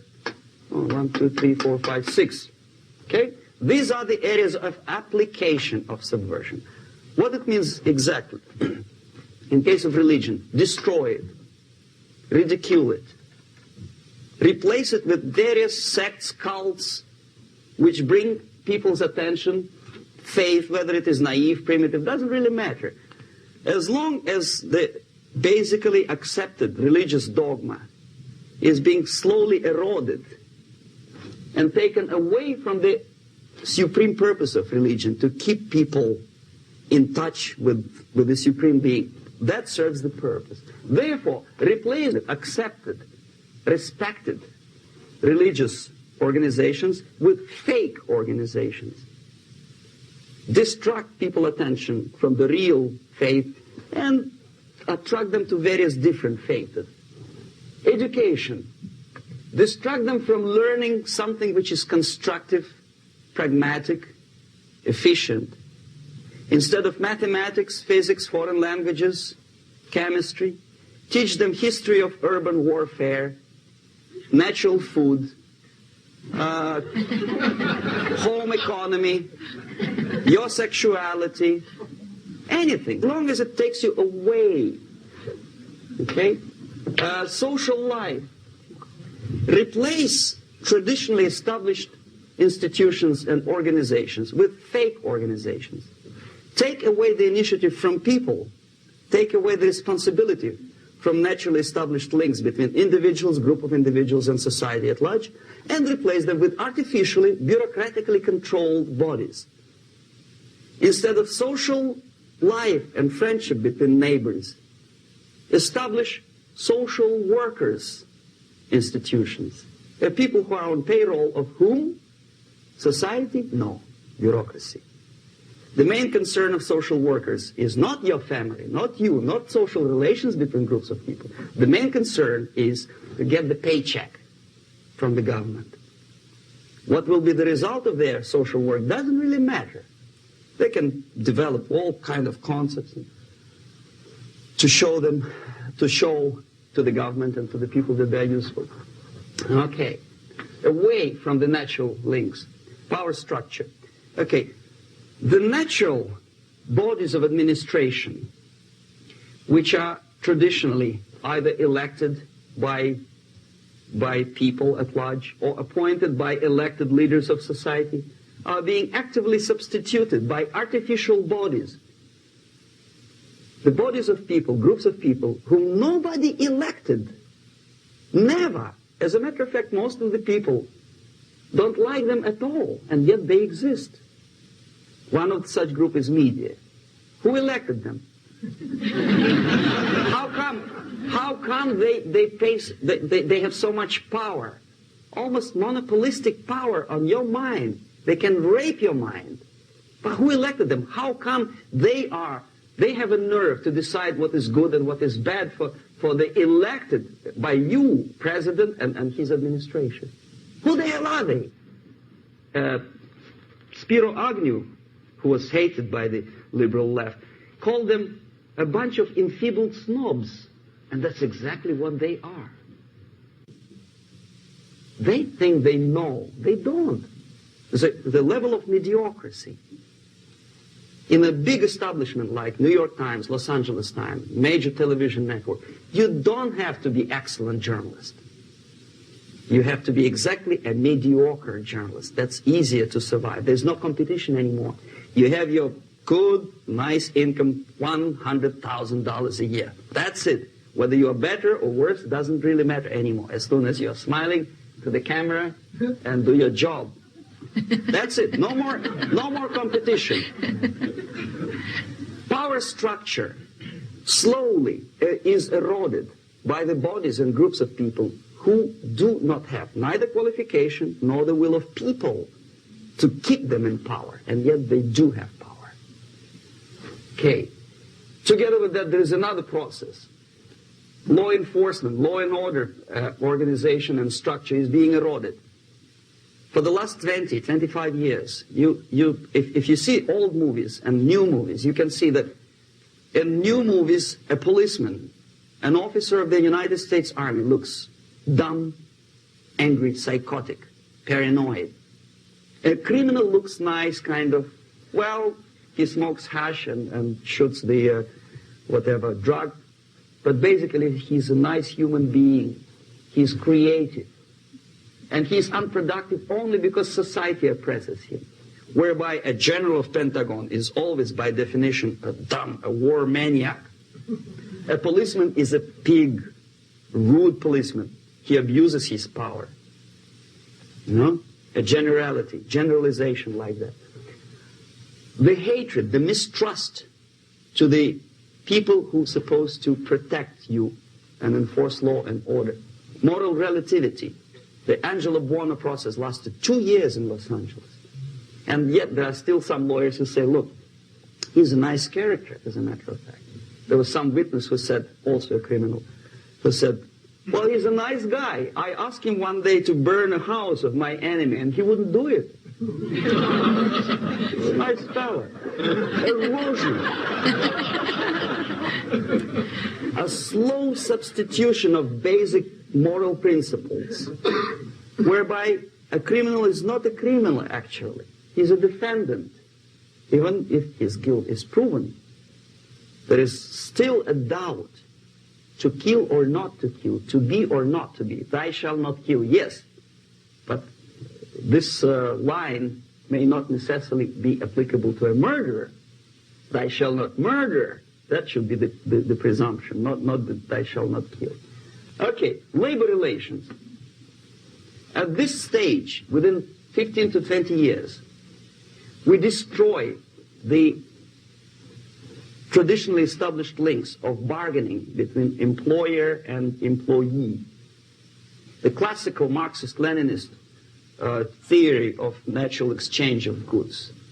A person A has 5 sacks of grain and person B has 5 pairs of shoes.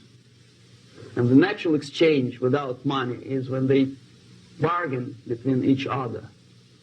And only with the introduction of the third force, C, an entirely third foreign stranger who says, no, don't give him 5 sacks of grain, give it to me. And you give me your 5 pairs of shoes, and I will distribute it accordingly. So that the economy will go. This is the death of natural exchange, death of natural bargaining. Well, trade unions were established 100 years ago. The objective was to improve working conditions and to protect the rights of workers from those employers who were abusing their right because they had more money. Objectively, at that time, initially, the trade union movement did work. What we see now is that the bargaining process is no longer resulting in the compromise, which is leading objectively to betterment of working conditions and increase of salary. What we see is that after each prolonged strike, the workers lose. Even if they have 10% increase of their salaries, they cannot catch up due to inflation and due to missed time. More than that, millions of people suffer from that strike because economy now is interdependent. It's intertwined like one body. If previously steel workers, say 100 years ago, could strike and nobody would suffer, now it's impossible anymore. If a garbage collector strikes today, the rest of the multi-million city is stinking. I mean, there's no more service. In Quebec, for example, we had the electricians who were on strike. In the middle of winter, you can freeze your bottom, and they still were on strike. Did they catch up with the salary? No, they lost. Who benefited? The leaders of trade union. What is the motivation for strike? Improving of workers' condition? No, obviously it's not. Then what is it? Ideology. To prove to these capitalists. And the obedient horde of workers, like sheep, follow these people. And they cannot disobey. Why? Because if they do, you know what happens to them. Pickets, murders, shooting truck drivers by picketers. In Montreal, for example, I saw with my own eyes when I was correspondent of CBC International, Canadian Broadcasting Corporation, when the workers of aircraft factory destroyed computers and the equipment in the factory. And the administration employed strike breakers. Their cars were turned upside down and burned. Their houses were burned. Their kids were intimidated. And some victims were there. Of that you can be sure. Why? To improve conditions of workers? No. Ideology. Okay, so this is what happens basically. It may or may not happen without the help of the Soviet Union. But the natural tendencies are being greatly taken advantage of and capitalized by the Soviet propaganda systems. How? Whenever trade union strikes, we have influx of propaganda, mass media, ideological dissemination. The workers' right, and we repeat it like parrots. Yes, workers' right. Whose rights? Workers? No. The only freedom of worker to sell his labor according to his own desire and will is taken away from him. By whom? By trade union boss.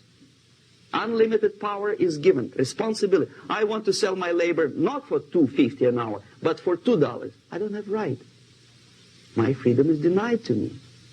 I know that if I sell my work for $2 an hour, not for $3 an hour, I will compete better with the other guy who is lazy and more greedy. I don't need $3. I need only $2. No, I was made to believe by media, by business, by advertising agencies that I need more and more and more. Have you ever heard any advertising on TV to consume less? No. No way. Whether you need a six-cylinder car or not, you have to buy it. And hurry up. When I was driving here on the local radio station, an excited announcer said, "You hurry up, rush and save, save, save. There is a pantyhose sale." Save by buying more. Of course. It would be too naive to expect that KGB makes that advertising agency to do such a crazy commercial. No, of course not. But what we did when I was working for Novosti Press, we would snow plow editorial offices, student organizations, religious groups with literature of class struggle, if not directly Marxism-Leninism propaganda, then a propaganda of legitimate aspirations of working class, betterment of life, equality, mind you. President Kennedy once said, we will make America to believe that people are born equal. Are people born equal? Is there any mentioning in the Bible or any other holy scripture in any religion, if you don't believe me, go to the library and check it. There is not a single word about equality. Just the opposite. By your deeds, God will judge you. What you do is important. The merit of your personality. You cannot legislate equality.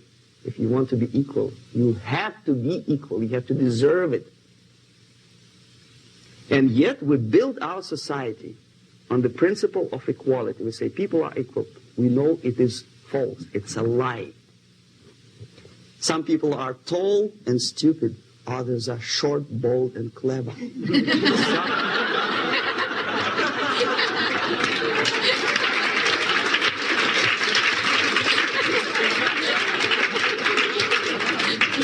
If we make them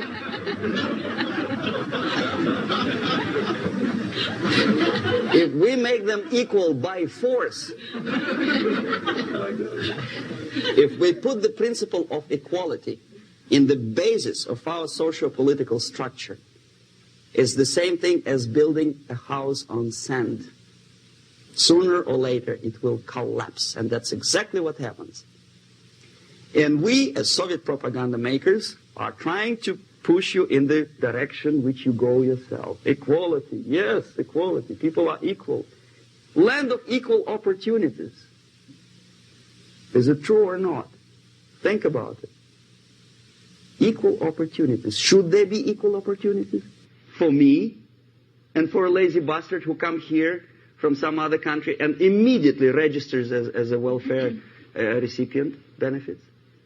I never received a single no, sorry, I did receive once. But I never applied for welfare. For the 13 years, I took any job. Security guard, journalist, taxi driver, anything. Well, I was restless, but some people don't like it. They immediately. So why should we have equal opportunities? Why? The equal opportunity to excel. Equal opportunity in equal circumstances, yes, but we know people are different. To excel, yes, provided we reach the same level of excellency, perfection, which is hypothetical, distant future. Yes, maybe. But we know perfectly well that even with the best intentions, people could not be equal. Why should we have equality in the, say, legal system? Myself, I'm considering myself a law-abiding citizen, and a person who comes here to rob and shoot, say, the United States administration under Carter, imported thousands of Cuban criminals. They were non-criminals, yet they were accepted. Do you think it's fair if myself and my wife from Philippines, who work like a, excuse me, horse as a lab technician in a hospital, should have the same rights as a criminal from Cuba? Why? And yet we repeat as parrots, equality, equality, equality. And the Soviet propaganda system helps us to believe that equality is something which is desirable. Democracy, as it was established by fathers of this country, of this system in the last century, is not equality. It's the system where different people, unequal people, have a chance to survive and help each other in constant competition, in constant perfection, not in equality, which is superimposed from a godfather or a nice person in Washington, D.C. And the absolute equality exists in Soviet Union, quote-unquote equality. Everybody is equal in dirt, except some people are more equal than the others in Politburo. So, the moment you bring a country to the point of almost total demoralization, when nothing works anymore, when you are not sure whether it is right or wrong, good and bad, but there's no division between evil and good, when even the leaders of church sometimes say, well, violence for the sake of justice, especially social justice, is justified in the countries like Nicaragua, El Salvador, well, maybe Rhodesia, and we listen to them and say, yeah, probably it's true. Is it true? No, it is not true. Violence is not justified, especially for the sake of quote-unquote social justice introduced by Marxist-Leninists, that is my former colleagues from Novosti Press Agency. Okay, so we reach that point. The next step is destabilization.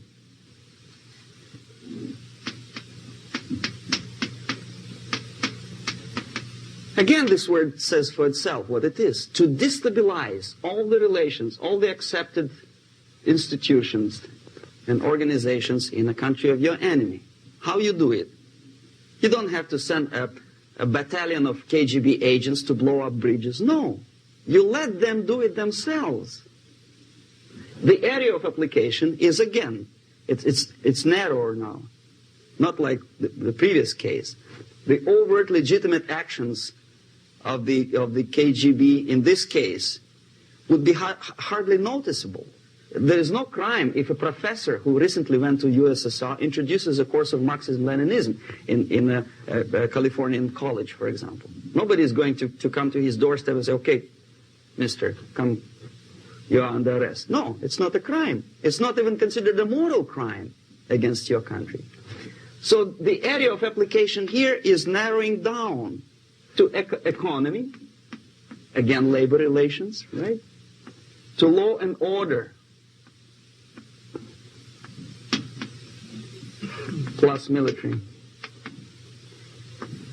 And economy, law and order. Yes, and again, the media, but wider scope, little bit different. I'll explain it later. Okay, basically 3 areas. Economy. The radicalization of bargaining process. If on that stage we still could achieve, theoretically, some positive compromise between the negotiating sides with say, arbitrary, introduction of arbitrary judges, a third side, objectively judging the demands of both sides. Here it's radicalization. On the stage of destabilization, we cannot come to compromise even within a family. The husband and wife couldn't figure out which is better. Husband wants his kids to eat at the table, and wife wants a child to roam around the room and drop food all over the floor. They cannot come to compromise unless they start a fight. It's impossible to reach a compromise, constructive compromise, between neighbors. Some people say, I don't like you to watering your lawn at that time because exactly at that time I'm walking my dog and he's getting nervous.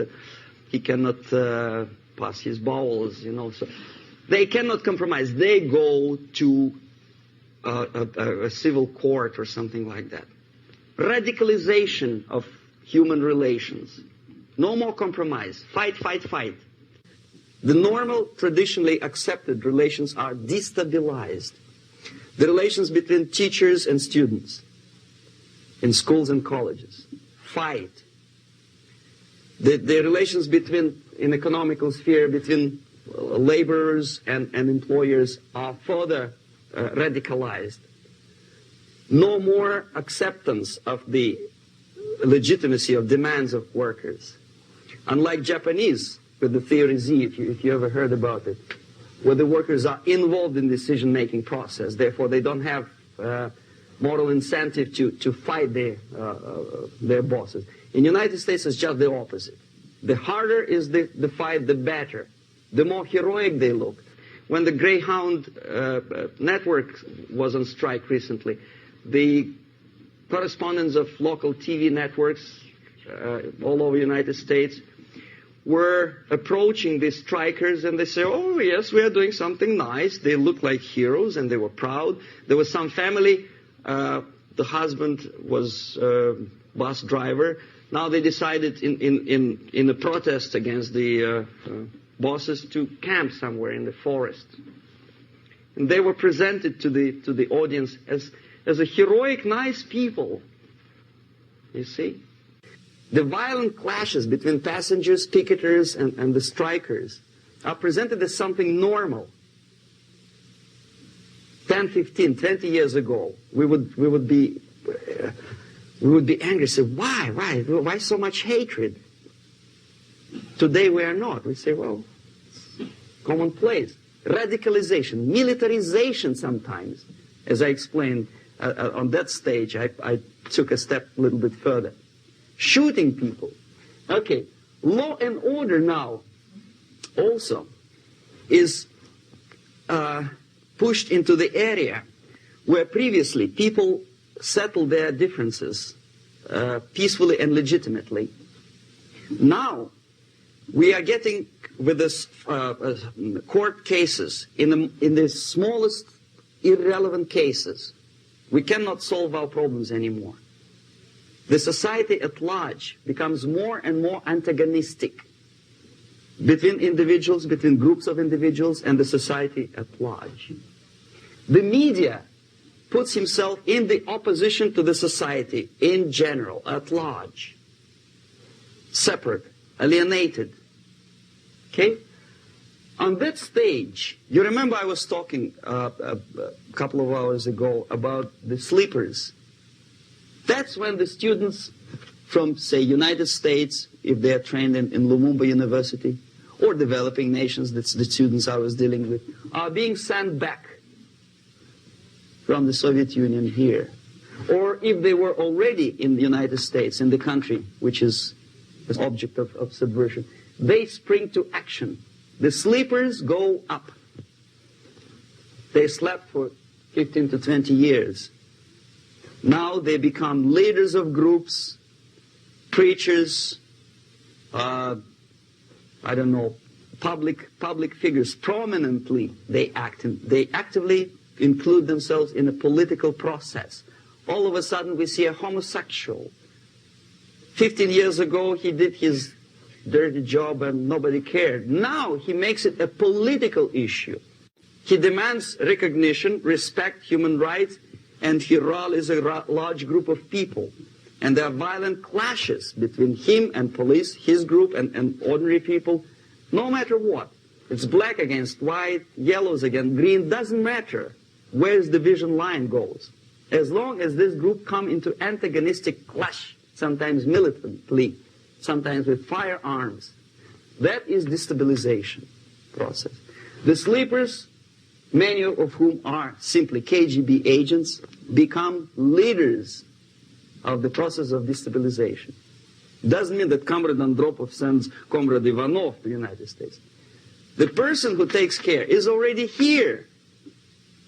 He is a respected citizen of the United States. Sometimes he gets money from various foundations for his legitimate struggle for, I don't know, human rights, women's rights, kid lib, prison lib, whatever.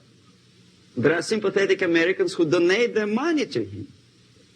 This stabilization process usually leads directly to the process of crisis. In case of developing nations, that's the area where I was active. The process starts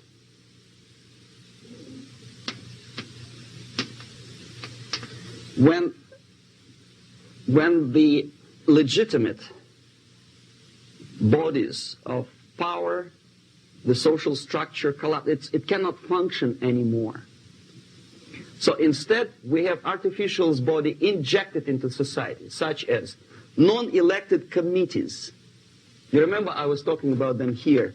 Social workers who are not elected by people, media who are self-appointed rulers of your opinion, some strange groups which claim that they know how to lead society forward. They don't usually. All they care is how to collect donations and sell their own concocted ideology, mixture of religion and ideology. Here, we have all this artificial's body claiming power. If the power is denied to them, they take it by force. In case of Iran, for example, all of a sudden we have revolutionary committees. What kind of revolution? There was no revolution yet, and yet they had the committees. They were taking power of judgment. They had the power of execution. They had the power of legislation, and that they had the power of judicial. All of them combined in one person, who is half-baked intellectual, sometimes graduated from Harvard University or Berkeley. He comes back to his country and he thinks that he knows the answer to all the social, economical problems. Okay? Crisis is when society cannot function anymore productively. It collapses, obviously. That's the word for crisis. So therefore, the population at large is looking for a savior. The religious groups are expecting a Messiah to come. The workers say, we have family to feed. Let's have a strong government, maybe socialist government, centralized. When somebody put the employers on their place and let us work. We are sick and tired of going to strike and missing overtime and all that stuff. We need some strong man, strong government, a leader. A savior is needed. Population is sick and tired already. And here we are. We have a savior. Either a foreign nation comes in, or the local group of leftists, Marxists, no matter what they call themselves, Sandinista, a reverend or some sort, Bishop Muzureva, like in Zimbabwe, doesn't matter. A savior comes and says, I will lead you. So we have two alternatives here. Civil war and invasion. Okay? See how it goes? Civil war, we know what it is. Lebanon is the best example. The civil war, which was artificially implanted in Lebanon by injection of force of PLO, Palestinian Liberation Organization. Invasion we had in many other countries like Afghanistan, name any East European country, it was invaded by the Soviet army. But the result is the same. The next stage is normalization. Normalization is a very ironic word, of course. It is borrowed from 1968 situation in Czechoslovakia, when the Soviet propaganda and after them New York Times declared the country is normalized. The tanks moved into Prague, so there's no more Prague Spring, there's no more violence. Normalization. At that stage, the self-appointed rulers of the society don't need any revolution anymore. They don't need any radicalism anymore. So this is the reverse from destabilization. Basically, it is stabilizing the country by force. So all the sleepers and activists and social workers and liberals and homosexuals and professors and Marxists and Leninists are being eliminated physically sometimes. They've done their job already. Okay? They are not needed anymore. The new rulers need stability to exploit the nation, to exploit the country, to take advantages of the victory. Okay? So no more revolutionaries, please. And that's exactly what happens in a number of countries. You remember Bangladesh? This is the crisis in which I was instrumental. First they had Mujibur Rahman. In 1971, he was the leader of People's Party, Awami League, with mustache like Stalin. He was in Russia many times. In 5 years, he was shot by his former colleagues, Marxists. He fulfilled his function. In Afghanistan, it happened 3 times. First there was Taraki, then there was Amin, now there's Babrak Karmal. They killed each other successively, one after another. The moment he fulfills his duty, the first one demoralized country, the second destabilized, the third one brought it to crisis. Goodbye, comrades. Babrak Karmal comes from Moscow and put into the seat of power. Same thing happened in Grenada recently. Maurice Bishop, Marxist, was killed by Austin, what's his name, General something, who was also a Marxist. Right? So no more revolutions, please. Normalization now. From now on, no more strikes, no more homosexuals, no more women lib, no more kid lib, no more lib, period. Good, solid, democratic, proletarian freedom. That's it. Now, to reverse this process takes enormous effort. When today, United States had to invade Grenada to reverse the process of subversion. Some people say, boy, this is not good, it's not kosher to invade the beautiful country, island of Grenada. Well, why didn't you stop the process here, when Grenada was just approached by leftists? Why not to prevent Maurice Bishop to come in power in the first place? Did Grenadians want him? Very questionable. They didn't know who was Maurice Bishop in the first place. He came to power by coup d'etat himself. Okay? No, we let the situation develop further and further and further until the crisis and normalization very soon And then the United States decided to invade country, discovering that the country was absolutely a military base for the Soviet Union. Of course it's a drastic measure. Of course it's a pity that Marine Corps had to lose, what, 17 lives. Very bad. Why not to stop the process before it comes to crisis? Oh, no, intellectuals will not let you. It's interference into domestic affairs. They're very careful not to let American administration to interfere in domestic affairs of Latin American countries. They don't mind Soviet Union interfere in these affairs.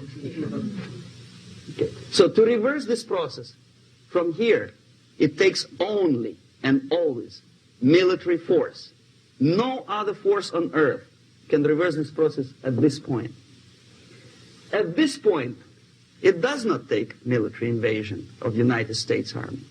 It takes strong action, like in Chile, a CIA covert involvement to prevent the savior from outside to come into power and to stabilize country before it erupts into civil war.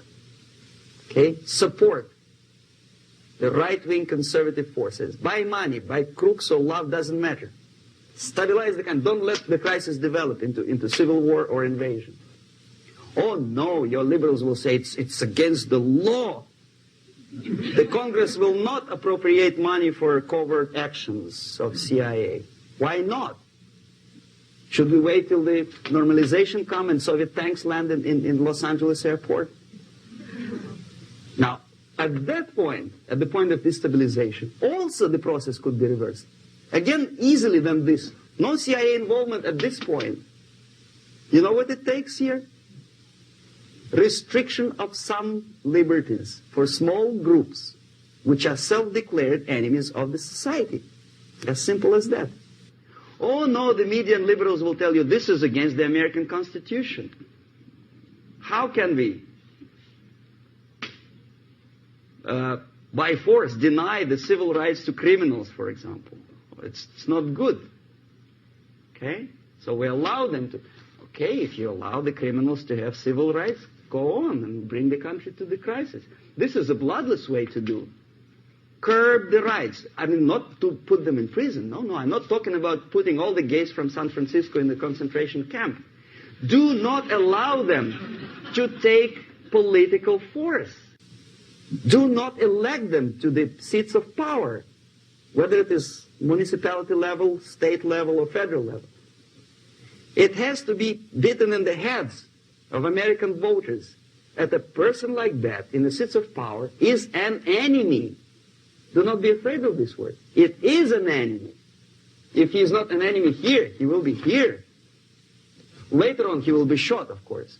But at this point, he is an enemy. Okay? You are doing great service by denying him a right to capitalize on his own crazy ideas and become a powerful man, a man who uses the seat of power. Restriction of certain freedoms and permissiveness at that point would prevent sliding into crisis and probably will return the process of destabilization.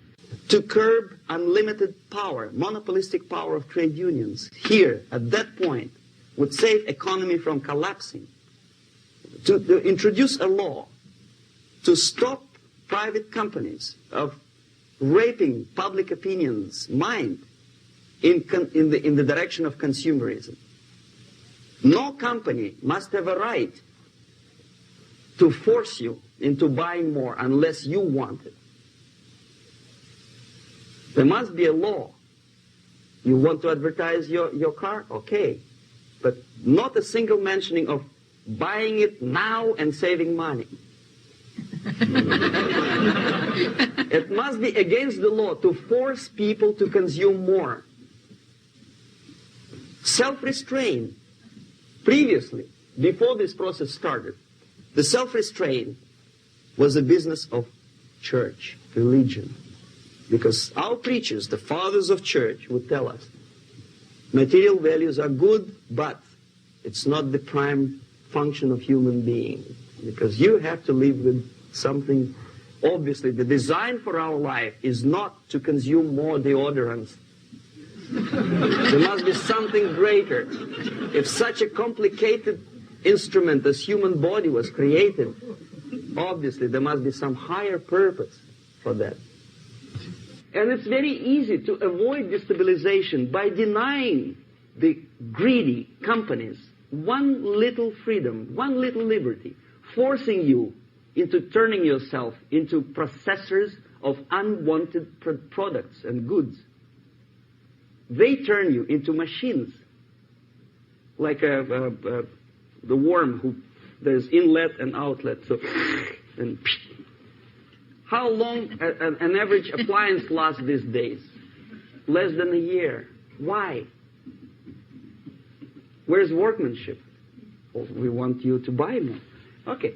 This stabilization process could be easily overcome if, as I say, the society, by its own will or after persuasion by the leaders, will come to the idea of self-restraint. It's so hard we want to consume more, but you have to. Unless you will come to this stage, when, as we say in Russia, if Sahara Desert ever becomes a communist state, there will be shortage of sand. So you have to curb your... You have to curb your expectations at this point before it's too late. But no, we don't want to do it. Demoralization process. Again, it's the easiest thing to reverse. First of all, by restricting import of propaganda. The easiest thing to do. Unlimited, unrestrained import of Soviet literature, Soviet journalists, giving Soviet propaganda and ideological agitators equal time on American TV networks. It has to be stopped. And it's easy. They won't be offended, mind you. As a matter of fact, they will respect America more. But when my former colleague Vladimir Posner appears on Nightline, and Ted Koppel asks him, well, Vladimir, what do you think about this? And what can he think? He is an instrument of propaganda. He thinks what Comrade Andropov tells him to think. He's just a nice, articulate mouthpiece of the Soviet subversion system. And Ted Koppel makes you believe that my friend Vladimir Posner thinks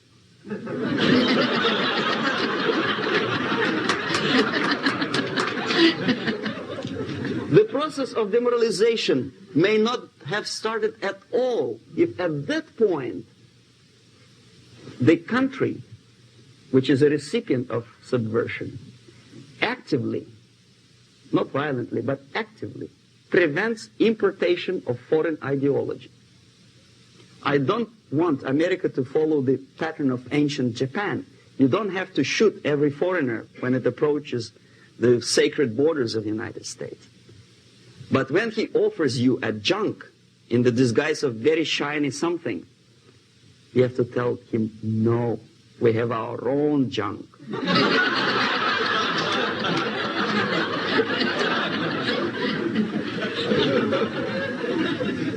If at that point the society is strong, brave, and conscientious enough to stop importation of ideas which are foreign,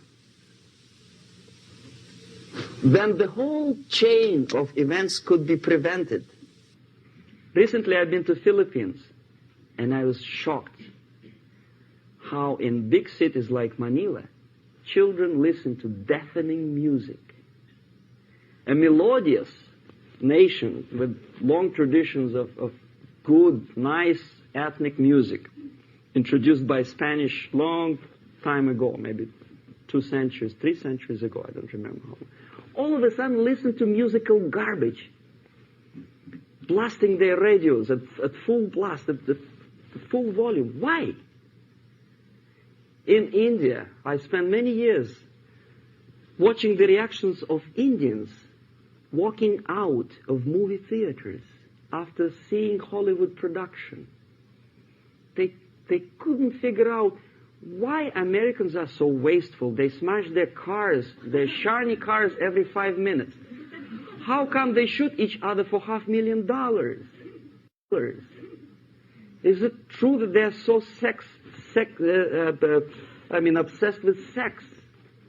Can you imagine showing a movie where each 5 minutes there's a copulation on the screen to a country like India with long tradition of respect to these private matters, or to Pakistan? And United States expect these people to respect you? No way. Oh yes, they will see the movie. They'll pay 5 rupees to see that garbage. But they walk out and will tell their kids, don't respect Americans. Don't be like Americans. See? So, the process of demoralization could be stopped right here, both as an expert and as an import. And that takes one step, one very important thing to do. You don't have to expel all the KGB agents from Washington, D.C. The most difficult and at the same time the simplest answer to the subversion is to start it here and even before, by bringing back the society to religion, something that you cannot touch and eat and put on yourself, but something that rules society and makes it move and preserve it. A Soviet scientist, Shafarevich, who has nothing to do with religion, he is a computer scientist, did a very intensive research on the history of socialist countries. He calls socialist or communist any country with a centralized economy and a pyramidal style of power structure. And he discovered, actually he didn't discover it, he just brought to attention of his readers, that civilizations like Mohenjo-Daro in the river Indus area, like Egypt, like Maya, Incas, like Babylonian culture, collapsed and disappeared from the surface of Earth. The moment they lost religion, as simple as that, they disintegrated. Nobody remembers about them anymore. Well, distantly. So, the ideas are moving society and keeping mankind as a society of human beings, intelligent, moral agents of God. The facts, the truth, the exact knowledge may not. All the sophisticated technology and computers will not prevent society from disintegrating and eventually dying out. Have you ever met a person who would sacrifice his life, freedom, for the truth like that? This is truth. I never met a person who said, this is truth and I'm ready to shoot me. To defend the truth. Right? But millions sacrifice their life, freedom, comfort, everything for things like God, like Jesus Christ. It's an honor. Some martyrs in the Soviet concentration camp died. And they died in peace, unlike those who shouted, "Long live Stalin," knowing perfectly well that he may not live long. Something which is not material moves society and helps it to survive. And the other way around. The moment we turn into 2 by 2 is 4 and make it a guiding principle of our life, our existence, we die. Even though this is true, and this we cannot prove. We only can feel and have faith in it. So the answer to ideological subversion, strangely enough, is very simple.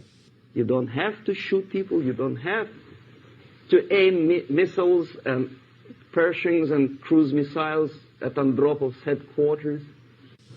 You simply have to have faith and prevent subversion.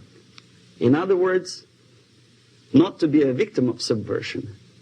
Don't try to be a person who in judo is trying to smash your enemy and being caught by your hand. Don't strike like that. Strike with the power of your spirit and moral superiority.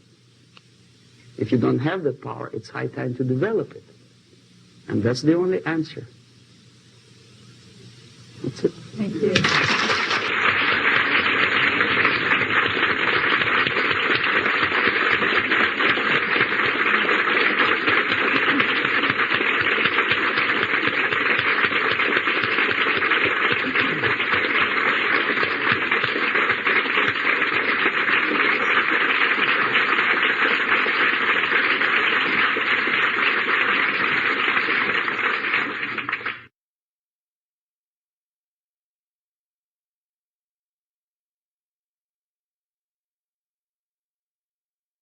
The basic methods are not that much different from activities of any public relation officer from any big company. Say Coca-Cola, I bet. They have their own department of public relations and press relations. But the ultimate goal, the ultimate purpose is different. If Coca-Cola wants to make profit and to sell more Coca-Cola to nations of the world, the Soviet Union, the ultimate purpose of the Soviet system is not to sell anything, least of all ideology, is to destroy the civilization on which the affluence and freedom based, and replace it with a system of total control over life of human beings, the system of total exploitation. That's the ultimate purpose. My specific measures, which I was forced to do, unwillingly of course, but I had to do them just to promote myself further and further, is bribery, corruption, befriending politicians, members of parliament, influential scholars, members of civil service, businessmen. In other words, anyone who has anything to do with shaping of public opinion in the interests of the Soviet foreign policy. That would include a long process which sometimes is unnoticeable to an average person. It's a long-term process which is called ideological subversion. It's unnoticeable as movement of a small hand of a clock. You know it's going around, but even if you watch it intensely, you don't see the movement. The eventual result is befriending these people and trying to get them involved in the activity in the interests of the Soviet foreign policy. The immediate impulse when I learned that the Soviet Embassy, Department of Research and Counter-Propaganda, of which I was a deputy chief, is engaged neither in research nor in counter-propaganda. It is a department which is compiling information of private nature on individuals divided in two groups, good boys and bad boys. The sympathetic people were promoted in media and public life. The people who were opposed to the Soviet foreign policy were blackwashed, blackmailed, and destroyed, first morally and sometimes physically too. Understanding of what I was doing came to me when I looked through a press release of United States Information Service describing an incident in a South Vietnamese city of Hue, captured by communists from Hanoi for 48 hours. Then it was recaptured by United States and South Vietnamese armies, and to their horror they discovered that within 2 nights the communists could manage to round up more than 15,000 people and execute them.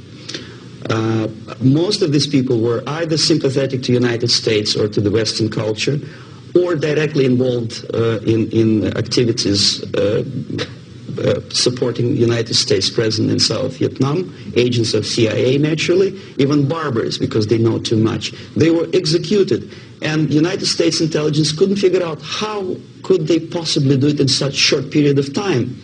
Later on they discovered, they found out from several defectors that long before communists occupied that city, there was an extensive omnipresent network of informers who knew exactly the addresses, the names, the whereabouts of each individual who was later executed.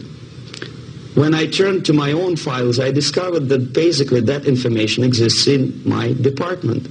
So it doesn't take much intelligence to understand what I was doing in India. I was compiling information. Comes revolution, these people would be executed. Indirectly, I was involved in a criminal activity, in mass murder I decided to defect and explain it to Americans, and the response I already described. I was called a paranoid. But I decided to defect and try nevertheless. There's another long story. It's virtually impossible to defect in India simply because Indian government, under pressure from the Soviet government, if you can call them government, I don't call them government, I call them junta. They adopted a law as early as in 61 or 62, after Stalin's daughter defection especially. That law states that no embassy, no foreign legation on the territory of Indian Republic has the right to extend political asylum to any defector from any country, which is it's a masterpiece of hypocrisy. No other defector but a Soviet one needs a political asylum. If you are a Canadian or American, if you want to be nasty to your own government, the maximum you can do is just to pick up a phone and make a dirty phone call to your ambassador. Buy yourself a ticket and get lost. What happens to a Soviet defector under that law? If I knock a door of United States Embassy, by that law, the American diplomats have to turn me back to the Indian police, and Indian police takes me directly back to the Soviet embassy. And that's the end of my defection.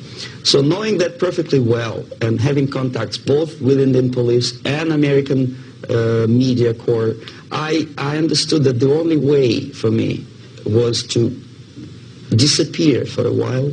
And the best way I discovered was to mix with a group of hippies.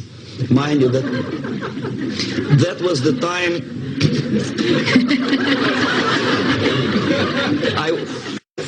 I was 13 years younger, so I looked slightly different, of course. I studied so-called counterculture in India. Sometimes good, sincere young people who wanted to study Oriental mysticism and culture and religion.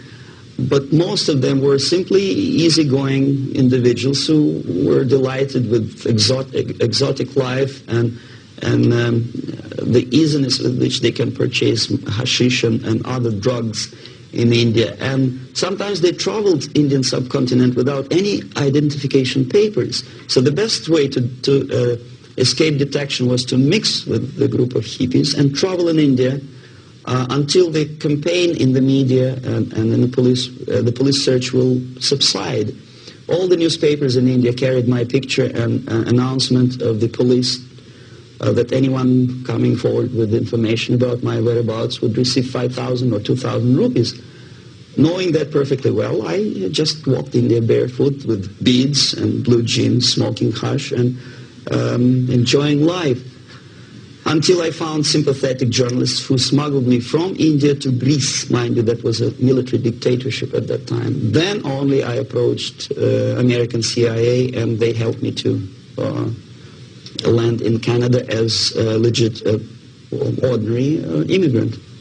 So now I'm a Canadian citizen, as you can see from my patriotic tie.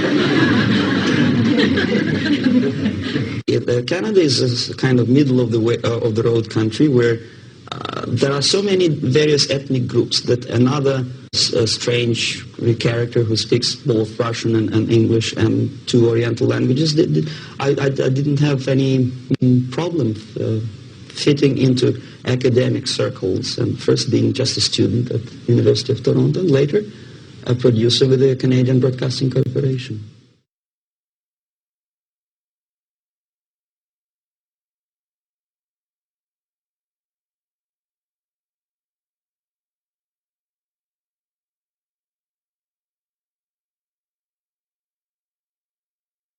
If it's a free, democratic society, there are many different movements within the society. There are obviously, in every society, there are people who are against this society. They may be simple criminals, ideologically in disagreement with the state policy, conscientious enemies, simply psychotic personalities who are against anything. Right? All these movements will be directed in one direction. Right? This is the time to catch that movement and to continue it until the movement forces the whole society into collapse, into crisis. We don't stop an enemy. We let him go. We help him to go in the direction we want them to go. Okay? Obviously, there are tendencies in each society, in each country, which are going to opposite direction from the basic moral values and principles. To take advantage of these movements, to capitalize on them, is the main purpose of the originator of subversion.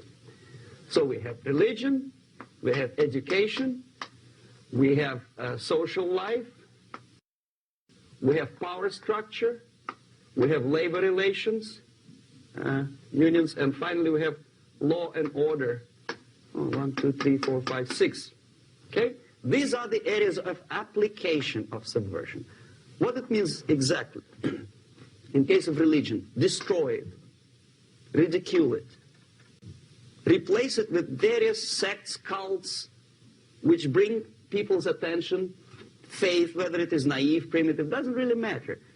As long as the basically accepted religious dogma is being slowly eroded. Education. Distract them from learning something which is constructive, pragmatic. Teach them history of urban warfare, natural food, home economy, your sexuality, anything, as long as it takes you away. Okay? Social life. Replace traditionally established institutions and organizations with fake organizations. Take away the initiative from people. Take away the responsibility. Power structure. Okay. The natural bodies of administration, which are traditionally either elected by people at large or appointed by elected leaders of society, are being actively substituted by artificial bodies. The bodies of people, groups of people, whom nobody elected. Never. As a matter of fact, most of the people don't like them at all, and yet they exist. Do not have neither qualification nor the will of people to keep them in power, and yet they do have power. Okay. Together with that, there is another process. Law enforcement, law and order organization and structure is being eroded. For the last 20, 25 years, if you see old movies and new movies, you can see that a policeman, an officer of the United States Army, looks dumb, angry, psychotic, paranoid. A criminal looks nice, and he's unproductive only because society oppresses him. A policeman is a pig, rude policeman. He abuses his power. You know? A generalization like that. The hatred, the mistrust to the people who are supposed to protect you and enforce law and order. Moral relativity. Okay, labor relations. At this stage, within 15 to 20 years, we destroy the traditionally established links of bargaining between employer and employee. Millions of people suffer from that strike because economy now is interdependent. It's intertwined like one body. What is the motivation for strike? Improving of workers' condition? No, obviously it's not. Then what is it? Ideology. To prove to these capitalists. And the obedient horde of workers, like sheep, follow these people. And they cannot disobey. Why? Because if they do, you know what happens to them. Pickets. Whenever trade union strikes, we have influx of propaganda, mass media, ideological dissemination. The workers' right. And we repeat it like parrots. Yes, workers' right. To reverse this process, do not elect them to the seats of power, whether it is municipality level, state level, or federal level. It has to be beaten in the heads of American voters that a person like that in the seats of power is an enemy. Do not be afraid of this word. It is an enemy. Strike with the power of spirit and moral superiority.